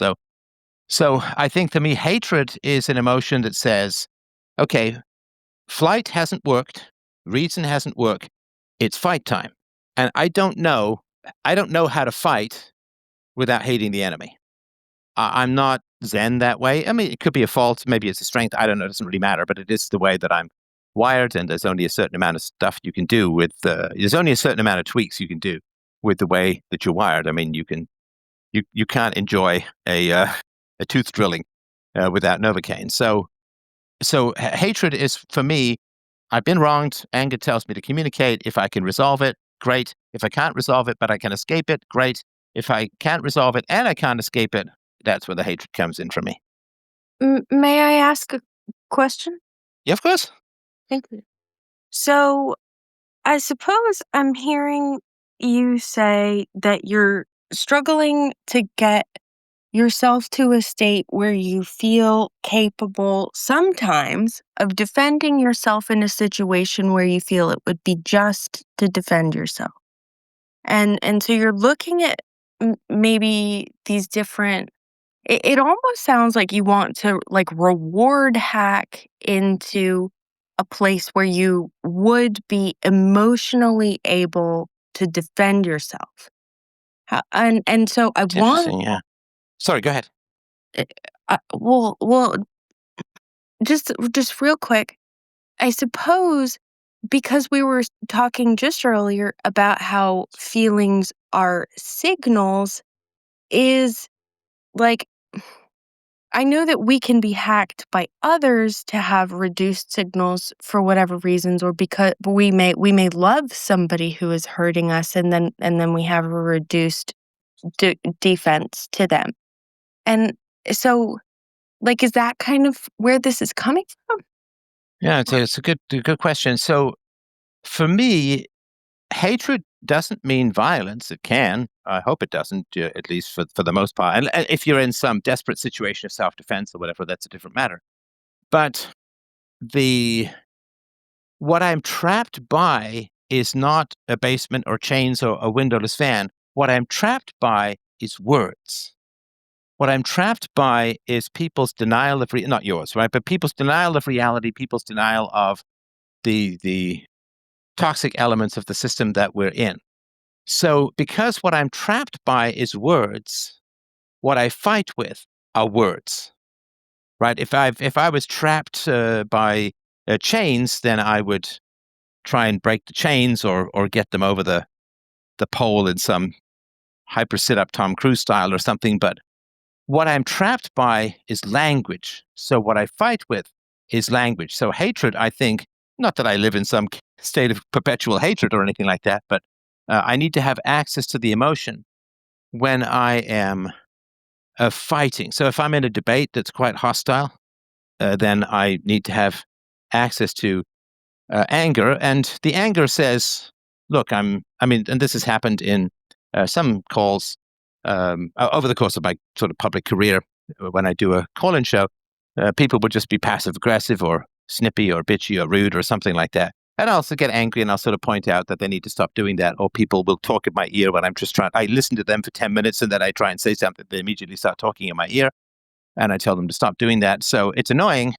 Now, at some point, I get really angry if they don't listen, and then I just cut them off because I can't have a productive conversation in that way. I wouldn't say I hate them at that time, but it's like I hate the interaction. I really dislike the interaction. So because that which is attacking me and undermining the security of myself, my family, my child, my future, because what is attacking us is language, fighting back requires great precision and passion in language, because the people who are attacking us are very passionate, and most people can't judge an argument. They can only judge the commitment of the debater. And so if I were to have my debates in a very calm, monotone way with showing no emotions whatsoever, then people wouldn't listen. So part of the passion of working to improve the way that people think is to have some anger, some aggression, some hatred, but all channeled in and through language. Because if somebody verbally insults you, you don't get to punch them in the face, right? I mean, that's because you hopefully should find a way to either put them down in a way that makes people laugh at them or something like that and win that way, or if they appear to be willing to escalate to violence, just get out of the situation if you can. So for me, the hatred has to do with, I hate the lies that are being put out there. I hate, like, do you have any kids? I wish. You wish. Okay, well, I hope you get your wish too. I really do. But, if my daughter was in school and she came home and she was like, oh, Dad, I don't even know what the point of life is. I mean, the world's going to end in 10 years from global warming anyway. Like, I'm so depressed, right? I would hate the people who told her that.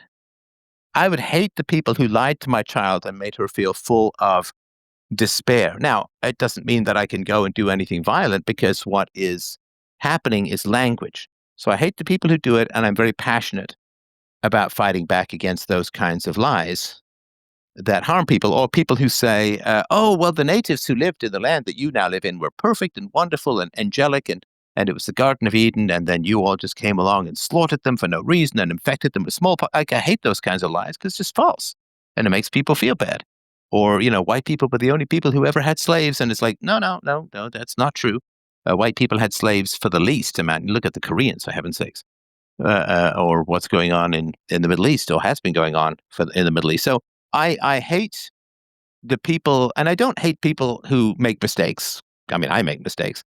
I don't hate people, even if they lie their court out and they're like, yeah, you're kind of right. Yeah, sorry, I shouldn't have. I knew it was wrong when I did it. And like, even that, right? Because we all, I think, I don't know, I speak for you, but everyone's tempted by that, and we occasionally will fall prey to it.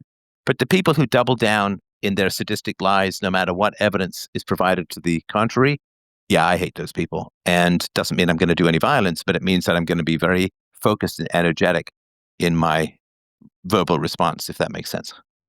Well, so in this way, it sounds like you have tapped in to hate in a way that is productive and nonviolent, that empowers you to attack the problems you see with the best solution you can think of. It gets you focusing on the problem. I mean, like, don't let, I guess, yeah, I care about a lot of stuff. I let a lot of stuff upset my stomach. So I was going to say, don't let it upset your stomach, but I take that back. Well, yeah. And listen, if you have the choice of, let's say you've got $1 zillion, right? And there's two cancer researchers, Bob and Jane, and they both won $1 million to fight cancer. And Bob's like, yeah, I consider it an interesting challenge to try and puzzle out, right? No particular investment, but I think it's an interesting. Whereas Jane is like, this particular cancer killed my beloved father and my beloved husband. I hate this cancer. I'm going to find a way to eliminate it from the world. Who are you going to invest in? Jane. Yeah, because she hates that cancer. As the other guy says, oh, it's an interesting problem to solve. What? It's like, yeah. Go play some Rubik's Cube, bro. I'm giving money to fiery Bodachia witch Hazel Jane because she's going to attack this cancer like she's the cancer. So, yeah, I would want to, or, where do you want to send your supplies in a war? To the guy who's like, oh, I I think it's an interesting challenge to try and defeat this enemy, as opposed to like this, you kill my father, prepare to die, that kind of stuff, right? So yeah, the people who are angry, the people who are passionate, even the people who hate, they have usually a pretty sustainable motivation, which is where I think resources should sometimes go. Okay. Well, so I I agree with you that anger is good.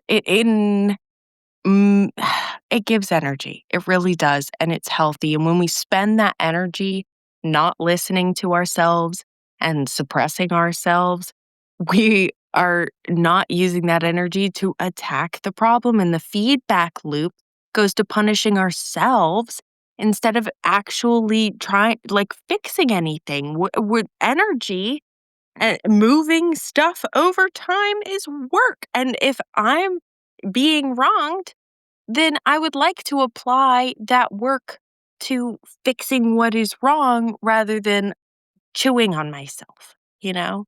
So I agree with you about how you're trying to orient this. I think you have a good framework. But I'm still just not it's kind of that reward hacking in order to be eligible for resources thing that is like this super nuanced little thing. I just can't not pick it out. Do you? Well, yeah, and I would say though, but anger is moral because you can't love justice and not be angry at injustice. You can't love virtue and not be angry at evil. You can't love the truth and not be angry with unrepentant liars. And you can't love things in the world and be indifferent to those who would destroy them. So, I mean, the things that I treasure in life, free markets and free speech and property rights, personal integrity, like that all gets destroyed by, say, communism or something like that. And the people I love would be rounded up, thrown into camps or killed or whatever, right? So I can't sort of just be indifferent to the outcome of that. So I appreciate the question and appreciate the conversation. It's a great deal of I would say a great deal of fun, like it's frivolous, but very enjoyable and I think enlightening. And I really do appreciate you guys have great questions tonight. Scooby, thank you for your patience. If you would like to ask, I will do my best to answer. All right, it's going once, going twice. He may have passed out, or he may be yawning in his mouth without showing lips. Yes, sir. Go ahead. Okay. Yeah, the gap in the gap It's a always throws delay, me right? off. Yeah, the delay always throws me off. You're mid sentence and then all of a sudden I'm on. But no worries. Something that you were talking about, I don't know, I heard it today. It was probably a call-in show from yesterday or the day before. I don't know exactly. I keep sort of up on this stuff, but sometimes I fall behind. But you were talking about people getting angry as a form of manipulation, and I was wondering if you could expound on that. I can obviously elaborate on my reason for asking, but it's hard for me to know what to elaborate on. Okay, such a general topic. So if you could tell me why it's important to you, I could probably focus it a bit more that way. Sure, fair enough. Yeah, my wife specifically is she's a stay-at-home mom, and that comes with its own stresses. You're a stay-at-home father, or were a stay-at-home father.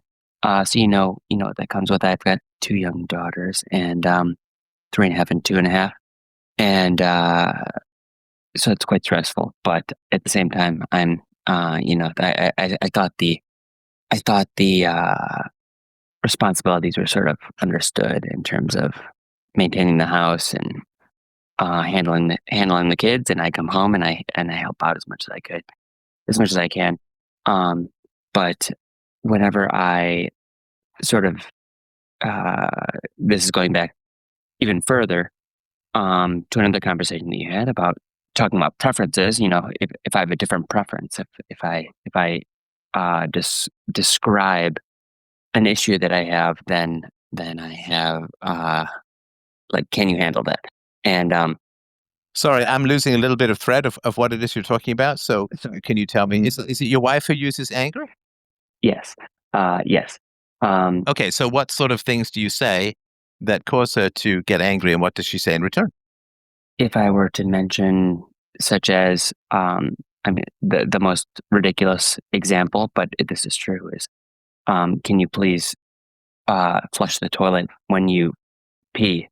This is a new thing. She says she's ADHD, and so therefore it's very difficult for her to remember to flush the toilet when she pees, especially at Sorry, night. what's new? The ADHD or the not flushing the toilet, or both? Both. And how long? Sorry, how long? About 2 years since. So about 2 years, she stopped flushing the toilet or inconsistently flushing the toilet after she pees. What about when she drops a deuce? What about a number 2? That's only happened once ever. Okay. So, and how often does she not flush after she pees? 5 times a week, let's say. It can happen 5 times a week. It can happen multiple times a day, but oftentimes it goes many days without any issue. So yeah. Okay, and what is it? Let's just go right out on a limb here. What is it that bothers you about having to flush? Sorry, there's a fair amount of background noise there. I'm not sure Really? if that's controllable by you or not. That's surprising. I've got nothing going on here. Sorry. Okay, no problem. So what is it that bothers you? I mean, I get it. I mean, it would be nicer if she flushed, but Yeah. what if she doesn't? Like, what bothers you if she doesn't? Well, you always talk about universalizing things, so that's one. No, but we're talking emotions here. Just Okay. Forget the abstraction. Okay. So you see your wife's pee in the bowl, and what does that mean to you? What bothers you about that? Well, if I mention it to her, I get yelled at. No. I'm asking you what bothers you about it. That's why you mention it to her, because it bothers you. But you look at that pee. Is it disrespectful? Is it selfish? Is it thoughtless? Is it like there's something that bothers you about that? It's not like it's dangerous. It's not like she left the toilet on fire or something, or left a snake in there. So there's something about that pee that means something to you. Yeah, it's gross. I think it's gross. And I think it's disrespectful. And I think if I were to do it, I would not be treated particularly. Does that make sense? Okay, so it's gross, but it's not like she peed on the floor. You just flush it, right? Yeah. It takes like 20 seconds to flush, and then you can pee, right? Yep. It's easily resolved. Okay, Yep. so it's not an objectively big problem, and this is not to say I'm not trying to discount your emotions, but it's not like she ran up $100,000 debt in gambling to the local mafia, right? Okay, so it's a relatively small problem, but it bothers you because you say it's disrespectful, right? Okay, is that you? There's something really loud or clicky or clacky that's going on. It's really distracting. I'm sorry. See? Disrespectful. I could say that's really disrespectful. I'm trying to have a conversation with you, and the click, clack, click, bang, bang, bang, right? I don't know what you're hearing. I'm going to mute myself until you ask me a question. Sorry. No, don't. It's just maybe it's not you. I've just never had this before. But there's some sort of background clicking or clacking. It's like you're playing with a pen or something like that. Anyway. Okay, no, that's fine. So why does it? Tell me the sequence by which you get disrespectful. I'm not disagreeing with you. I just want to make sure I understand your thinking. That how is it you get disrespectful? If it were the other way, if the shoe were on the other foot, it would be. No, but I'm asking. I'm not asking for a reversal. I'm asking your feelings. Like, let's take an extreme example, right? So, if your wife was peeing, and then one of your daughters was running out the front door, and she got up and ran downstairs, would it bother you that she didn't flush? No. So it's not innate in not flushing that it's disrespectful. Does that mean, like, if she Okay. slaps you in the face in public, that's disrespectful no matter what, right? Okay. Yeah, I understand where you're going. But not right. But not flushing is not innately in and of itself disrespectful, because we can think of circumstances where. Okay, now I can answer your question. I don't mean to cut you off. Yeah, but, go ahead. Now you explained it sufficiently. It never happens anywhere except at home. Only with me. How do you know? I mean, we only. You don't go check her in the bathroom at the restaurant. Well, I right? don't check at the restaurant, but I know when we're traveling with family, and I know when we're traveling with friends. it never happens then. So, I mean, I Okay, guess. but hang on. Yeah. Okay. But something, and I'm just going to play devil's advocate here, right? But something that happens only at home is not innately disrespectful. I mean, you don't have sex in front of your friends, right? You don't walk around in your pajamas in front of your friends, right? But you do at home. So that's not, again, I'm just playing devil's advocate. That's not innately disrespectful to do something at home that you don't do in public or with others. I agree. Yes, correct. So there's something else. Do you want me to continue on a Well, certain so, pathway, look, or I'm sorry, not go ahead. saying I'm not saying that it's not disrespectful. What I'm saying is that it's not innately disrespectful because it's relatively unimportant, right? I mean, if it happens a couple of times a week or 5 times a week or whatever, just flush, and it takes a grand total of a minute out of your week. Well, Are no, you sure there's nothing going on? You're not fluffed with papers, or sorry, I'm trying it's to. very loud. Can you Is just it sit really? and not do Is it? stuff? Yeah. Sorry, I didn't realize. I mean, if you have a sensitive mic, that's not on me, Okay, right? So, sorry. It's correct. It's not innately disrespectful. It's one of many things that that are only done at home and only occur with me, and then I have to pick up the slack on. And like I said, I'm a working father of a one income household, and it's very frustrating. And now, sorry, what is frustrating? Is it that the house is not kept well? isn't that correct? Yes. Okay. And did she grow up with a mother who taught her how to keep a house well? She grew up with 2 working parents and a sort of nanny situation. I don't know if they'd call it a nanny, but Okay, so she was not taught how to keep a house. correct. And did you know that when you married her? Yeah. Okay. And so you married a woman who didn't know how to keep a house. So that's like marrying a woman who doesn't know how to speak Japanese and then being annoyed that she doesn't speak Japanese. Well, yeah, I mean, you can frame it that way. And No, hang on. It's not just a framing. I'm not just trying to frame it a certain way. well, Okay. I was going to. Did she? Hang on. Sorry. So has your wife acknowledged that she doesn't know how to run a good house and that she needs to start studying and learn how to do it? No. Okay, so she doesn't see a deficiency, right? No, she thinks she's killing it. She Okay. So before you got married, did your wife admit fault when she was in the wrong and work to improve? No. So what are you complaining about? I'm sorry, I'm now genuinely baffled. Like, you married a woman knowing exactly who she was, and now you're upset about exactly who she is. I'm sorry, help me understand. It's like I married my wife knowing she's 5'2", and I'm like, man, she's short. That's disrespectful. Yeah, I'd like her to grow. I'd like her to grow. No, I am asking for advice, knowing full well what the situation is, on how to have someone. Well, no, you accept. Do you love your wife? Yes. Okay, so love her. I mean, honestly, like this pick and choose buffet thing. Well, I like this about you, but I don't like that about you. Or this is good. Or this is. Look, I'm sure is she a good mother? Yeah. Okay, and do you guys have a sex life? Not great. not great these days. Oh, what's your scarcity situation? Yeah, she's gained a ton of. Again, going back to the conversation the other day was very on point in a number of ways.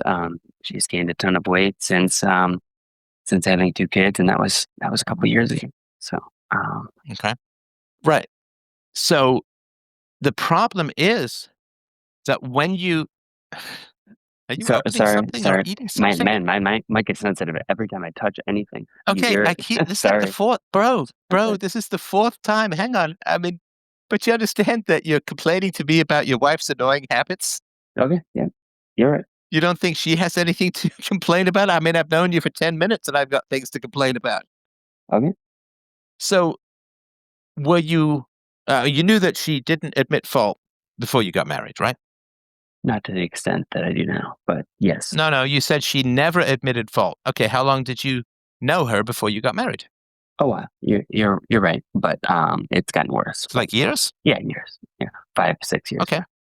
Okay. So you had 5 or 6 years. Are you grotesquely ugly, or have 3 arms, or some reason why you could only possibly get 1 woman? Okay. So you're like someone who's like, well, I don't have to get a car, but I've chosen to get a car. Okay, I've chosen a car. I've test driven a whole bunch of different cars. I've chosen this car. I've now I leased it for 4 years. I finally bought it, and now I'm complaining about it. Yeah. So she knows that you're picking and choosing, and I don't understand if you love someone and you date, get engaged, get married, have 2 kids, and then saying, there are things I don't like. The person is the person. It's not a buffet. Yeah. And also, a lot of times, and I'm not saying this is true for you, but a lot of times people criticize other people because they think they're perfect. But you're not perfect because you pick and choose. You pick and choose what you like, and you pick and choose what you love. And you say, well, I like this part about my wife, but I don't like this part. This part is good. I love this part. This part is disrespectful. And you're carving her up like a turkey dinner. When you say I do, you say I do to everyone, to every part of the person. Yeah. That's correct, and that's the Christian You want flesh. correct. That's the Christian understanding and Christian interpretation of everything. What about if people change in a fundamental manner, and what do you? No, that's why I asked, did she admit fault before you got married? No, And you said no, never. but it's gotten worse. So you chose. It's gotten worse. No, what do you mean? How do you get worse from never admitting fault? There's like 0, right? It's like, can you be shorter than 0 feet? Sure. I mean, you're right. in the you're right, past, okay. in the past, she never admitted fault, but now she Never admit. really doesn't admit fault. Yeah. Now, what I suspect is that you come home and she gives you a list of things that you need to do around the house. Do you want me to answer that? Yes or no? Yeah. Actually, the answer is no. It's handled. It's mostly handled. Oh, sorry. I thought you mostly said you done. do everything when you get home. You do everything to help her. Yeah, but on any given day, I come home and it's just like, no, just take care of the kids. Just get them to bed. Like stuff is mostly handled outside of just handling the immediacy of the kids. Okay. Yeah. No. I mean, you can't. I mean, you can't not parent, right? So yeah. So Right. you come home, but it's not like you come home and you've got a sink full of dishes and 3 baskets of laundry, and you got a vacuum, and like there's no food, and like, so she's running the household to some degree.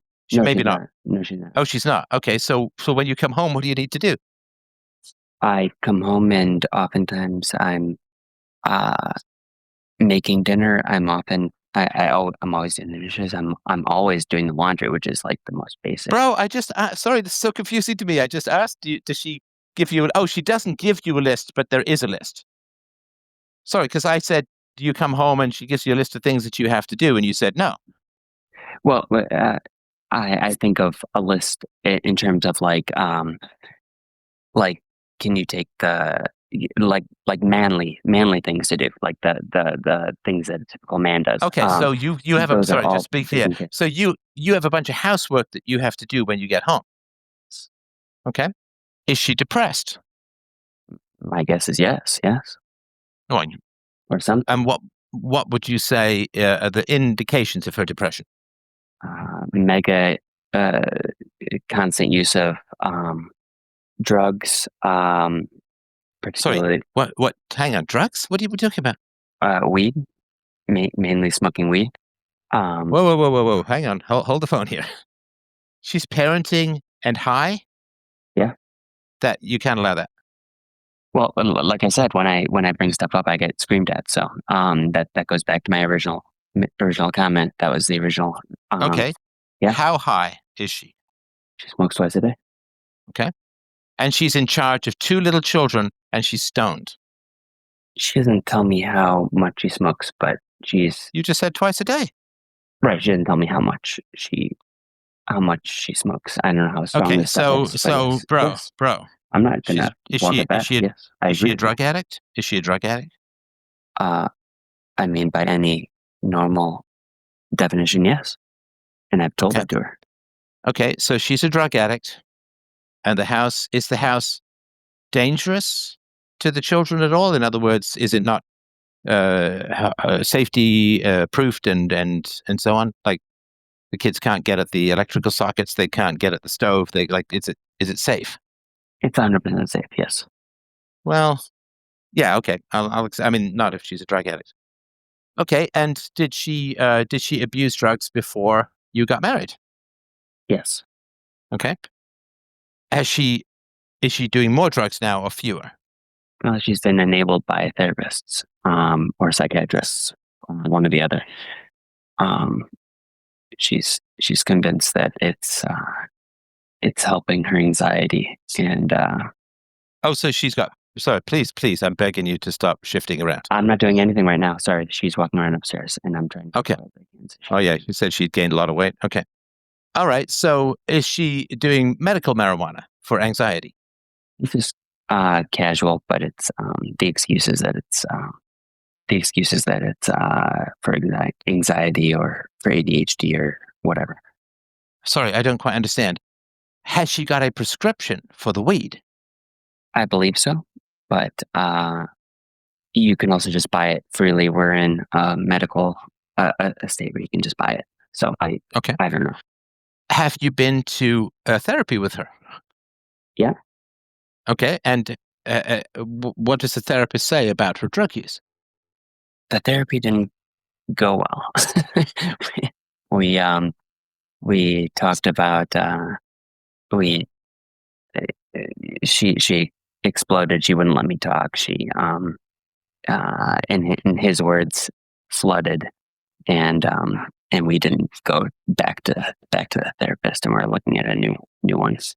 So it didn't go well.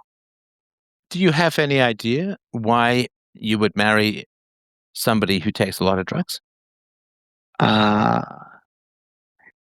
Did you grow up with a substance abuser or something like that? Was she super hot? Was there there's got to be something? She was very attractive, and there were warning signs, but I'm sorry, there were or were not warning signs? There were. There were warning signs. Well, I mean, one of the warning signs was that she did drugs. Were there others? Yeah, she was just a very argumentative person when she was perceived to be wronged, and that flagged me quite early, but it only flagged every so often, and now it's a very common issue. Okay. Why do you think that you married somebody who doesn't admit fault and is very argumentative? I don't know. Sure you do. Maybe you listened to these shows before, you know these causes and effects, right? There's something in your past that has you go, this is normal, this is okay, this is acceptable, this is what I'm used to. Well, my parents were, I had a very a childhood that was very uninteresting in terms of child abuse. I was not abused at all, and but my parents were sort of what do you call it, doormats at times for people in their lives. So perhaps like they got pushed around in a way that you feel pushed around. Yeah, and that maybe is what you're. I don't think you have a conclusion in mind, but maybe that's what you're looking for. And that's certainly something I've considered. That I thought that was maybe a good thing about them and something to emulate. And maybe it's not. Well, did you dated your wife for years before you got married, and what did your parents think of her? Oh, they loved her. They loved her. Yeah. But they were wrong. Yeah. Have they admitted fault? Well, about 6 to 8 months ago, they sat me down and said, "Did something change? What happened?" And I was like, "Yeah, I've noticed the same thing, and you're not wrong to notice it because something fundamentally did change. And Hang on. What fundamentally changed? her personality, just her behavior. No, because she didn't admit fault before she got married, and she was on drugs before you got married. Now she still doesn't admit fault. And I mean, the weight gain I get, right? But so help me, and I'm not saying you're wrong. I just don't follow the fundamental part. You don't need to walk back stuff like that. I'm totally following you, and I don't take it personally. But yeah, she all of a sudden just stopped sort of being nice. Just sort of stopped being interested in family stuff. And it was 2 years ago, and our youngest daughter is 2.5 years old. So it aligns with that. It aligns with probably going back on certain medications from her psychiatrist or her therapist. Probably aligns somewhat with some level of drug use. But yeah. Oh, so she's on SSRIs and weed. Yeah. Is that safe? No, and if I mention anything, I get screamed at. So again, going back to the original comment, yes, I'd love to know what you have. How do I get out of this death spiral? Because I agree. I just want to look here. Is SSRIs and weed a dangerous combo? It's a very bad combo. Yes, potentially.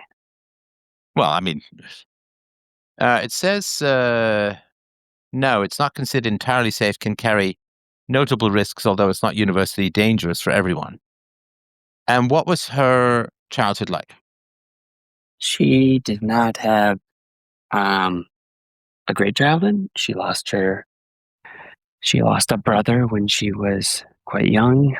She was 12 or 13, and he was 8 or 9, something like that. And so that sort of. Sorry, was it an accident or illness or something else? It was a freak, weird thing. Just sort of like a heart attack for a kid. And I've never really gotten a great answer because I'm not sure they're prepared to give me one, even if they had it. But they all get genetically checked for whatever it was to see if it was genetic, and they're pretty comfortable that it's not. But no, but she had a pretty normal upper middle class to lower upper class upbringing with parents who were mildly, I would say, verbally abusive at times about weight and about behavior, but and she yeah, that's the majority of her childhood. But and then when she was in her upper teens, sort of late high school, she claimed she got raped. And saying claims, I realize sounds bad, but sorry, she got raped. I didn't quite catch the rest of it. Yeah, she terms it as she got raped, but multiple guys had sex with her. She ended up getting I don't want to go into too much detail just for doxing purposes. But that I'm not. It doesn't seem to me like that's a huge driver of anything, and maybe that's a shortcoming of. Sorry, she says. I just want to don't do it too much detail. But you said she got raped, and there was multiple guys. Did she get raped by multiple men? That's the story that I've been told once in over 10 years of relationship, and yeah, but that's what I've been told. Yes. And when did you find out that she had been raped by multiple men? Or when did you find out that she'd been raped at all, and then by the multiple men? Like 1 year, less than 1 year into the relationship. Okay, less than a year into the relationship, she said, I was raped by multiple men. And did you talk to your parents about this? Not about that, no. Why not? Did you talk to anyone about it? No. Okay. And why do you think you kept it to yourself? I mean, that's a heavy burden to carry in a difficult thing. Why I kept myself? I don't know why I kept to myself initially, but over the years, and the reason that I sound somewhat dismissive of, which I realize I come across as, but that's sort of intentional. But I also try and hedge those comments. Is that I've realized that she just sort of she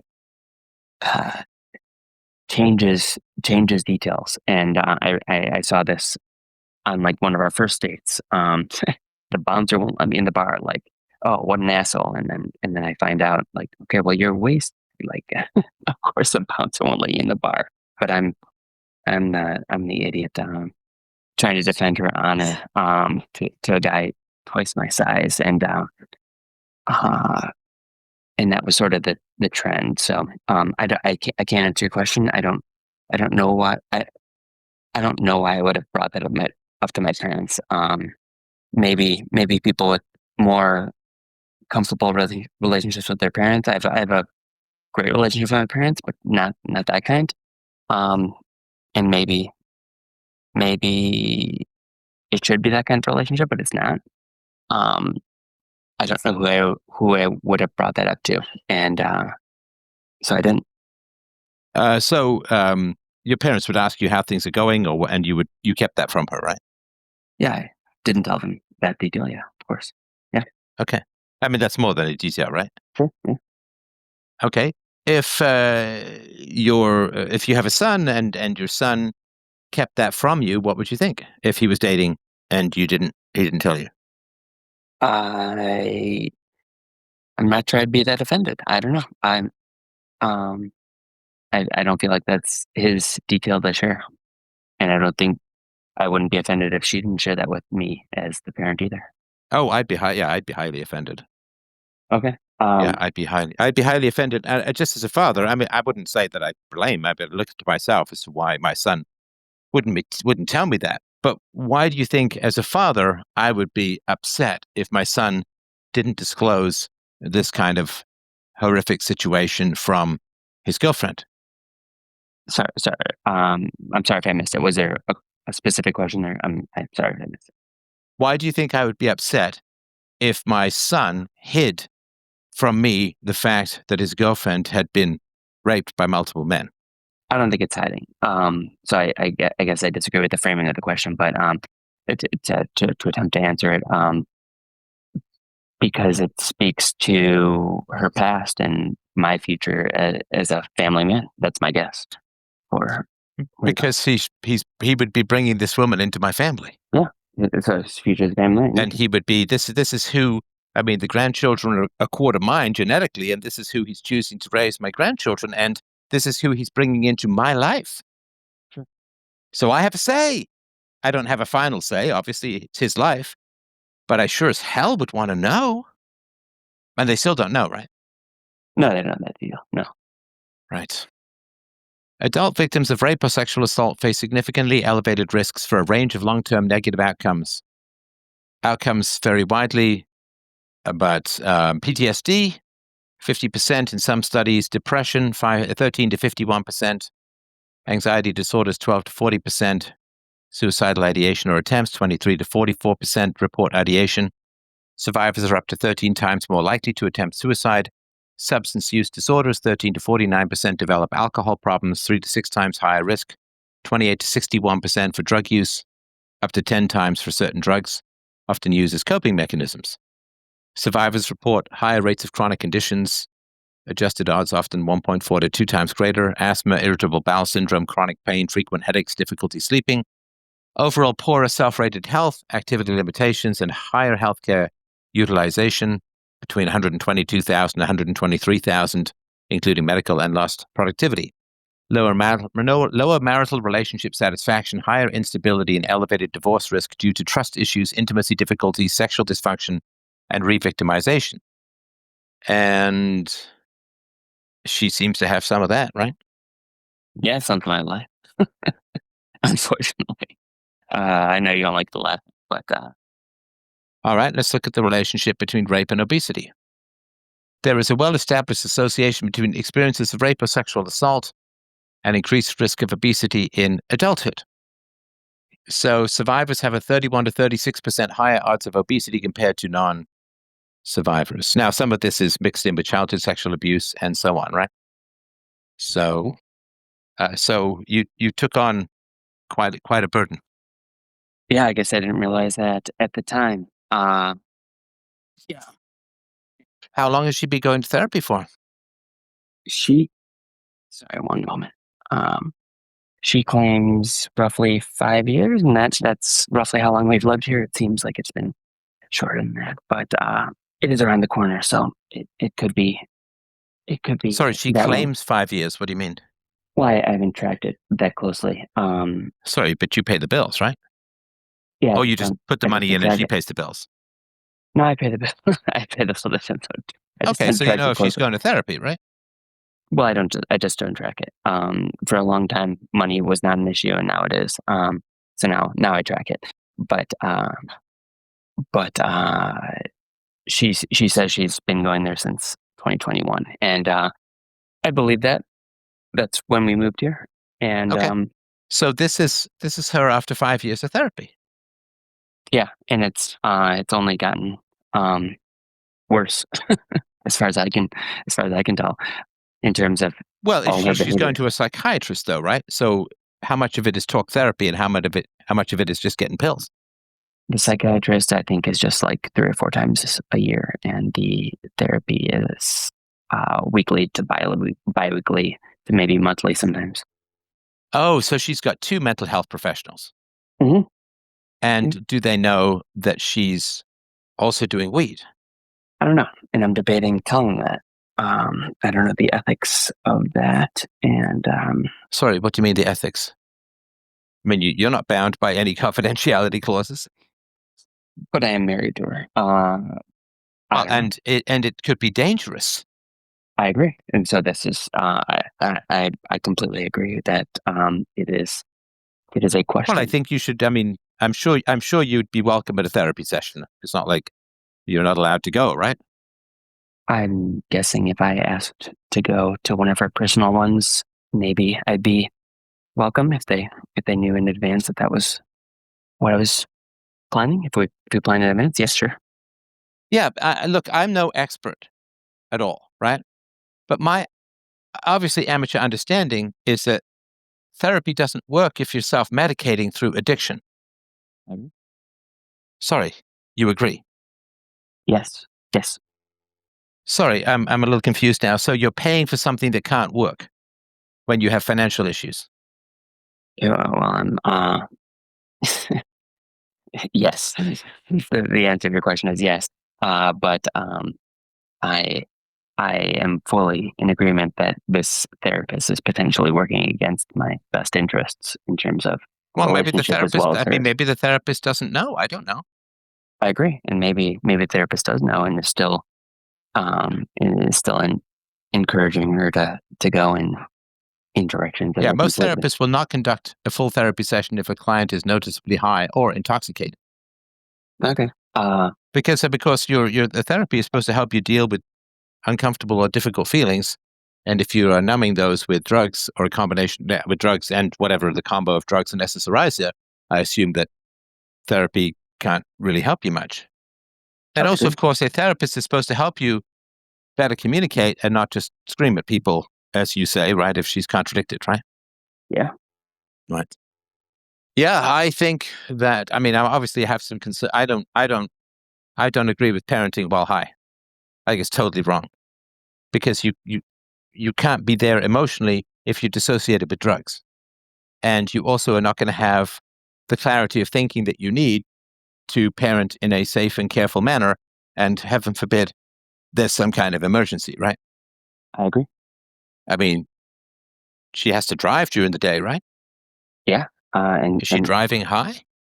Oh, mostly she drives in the morning before anything happened, before any of this. But yes, the answer is yes. At times, yes. Often. Yeah. I mean, I won't go into my usual rant about people who drive while under the influence. I fucking hate people like that. I just be straight up with you. That's straight up hatred. Because they're putting, I mean, not only their own lives and their children's lives, but innocent people's lives at risk.